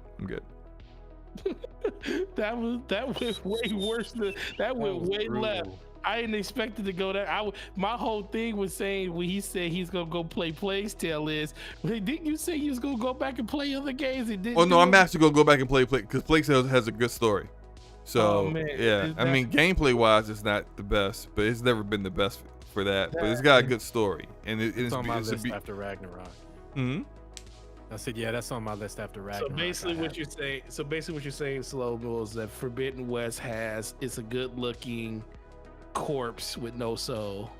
Oh my God. You had to elaborate. That's pretty killing. That's pretty harsh. Man.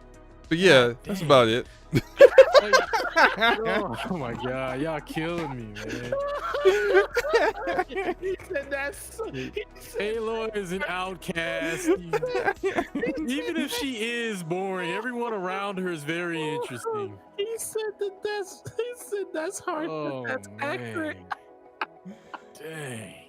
Oh, okay. End the show. All right, we're done. Appreciate all you guys for coming through. You can find the podcast on tomorrow on your favorite.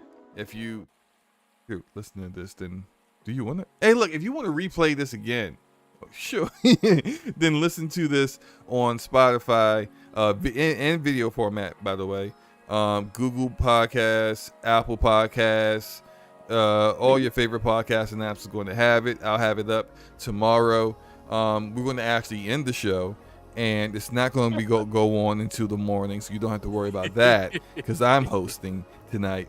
And hope you guys have a great evening and enjoy your games. Enjoy your games. Peace.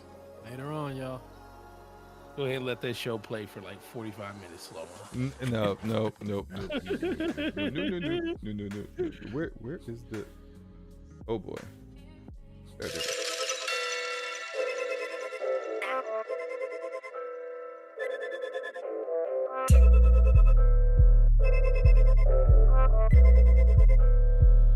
Eyes of Guardian.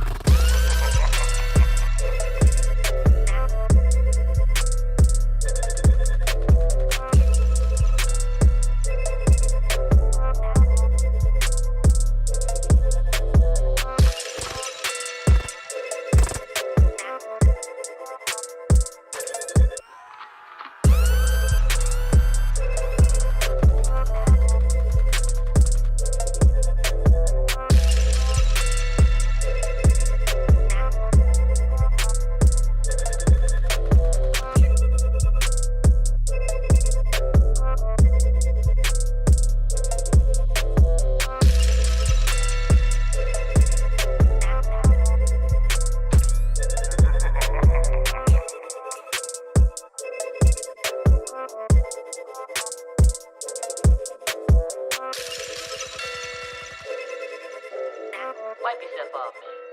You did.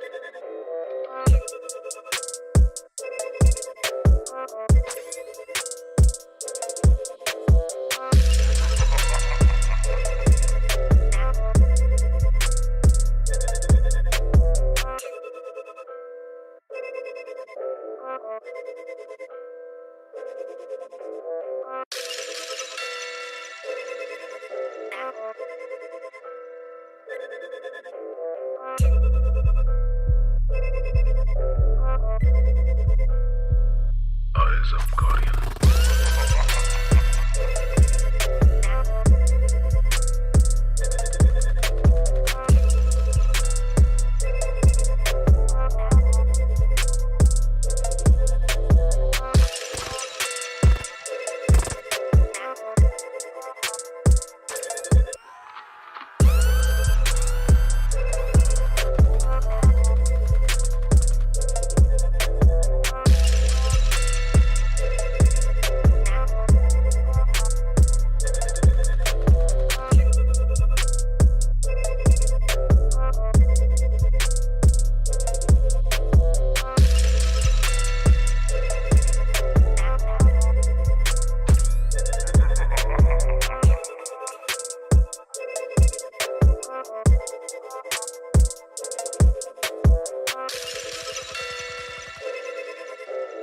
Wipe yourself off, man.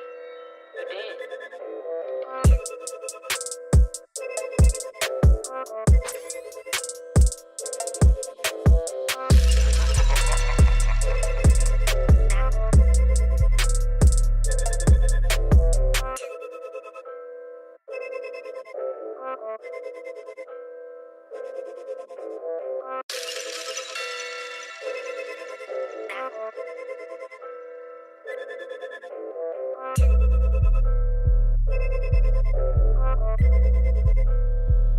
Eyes of Guardian.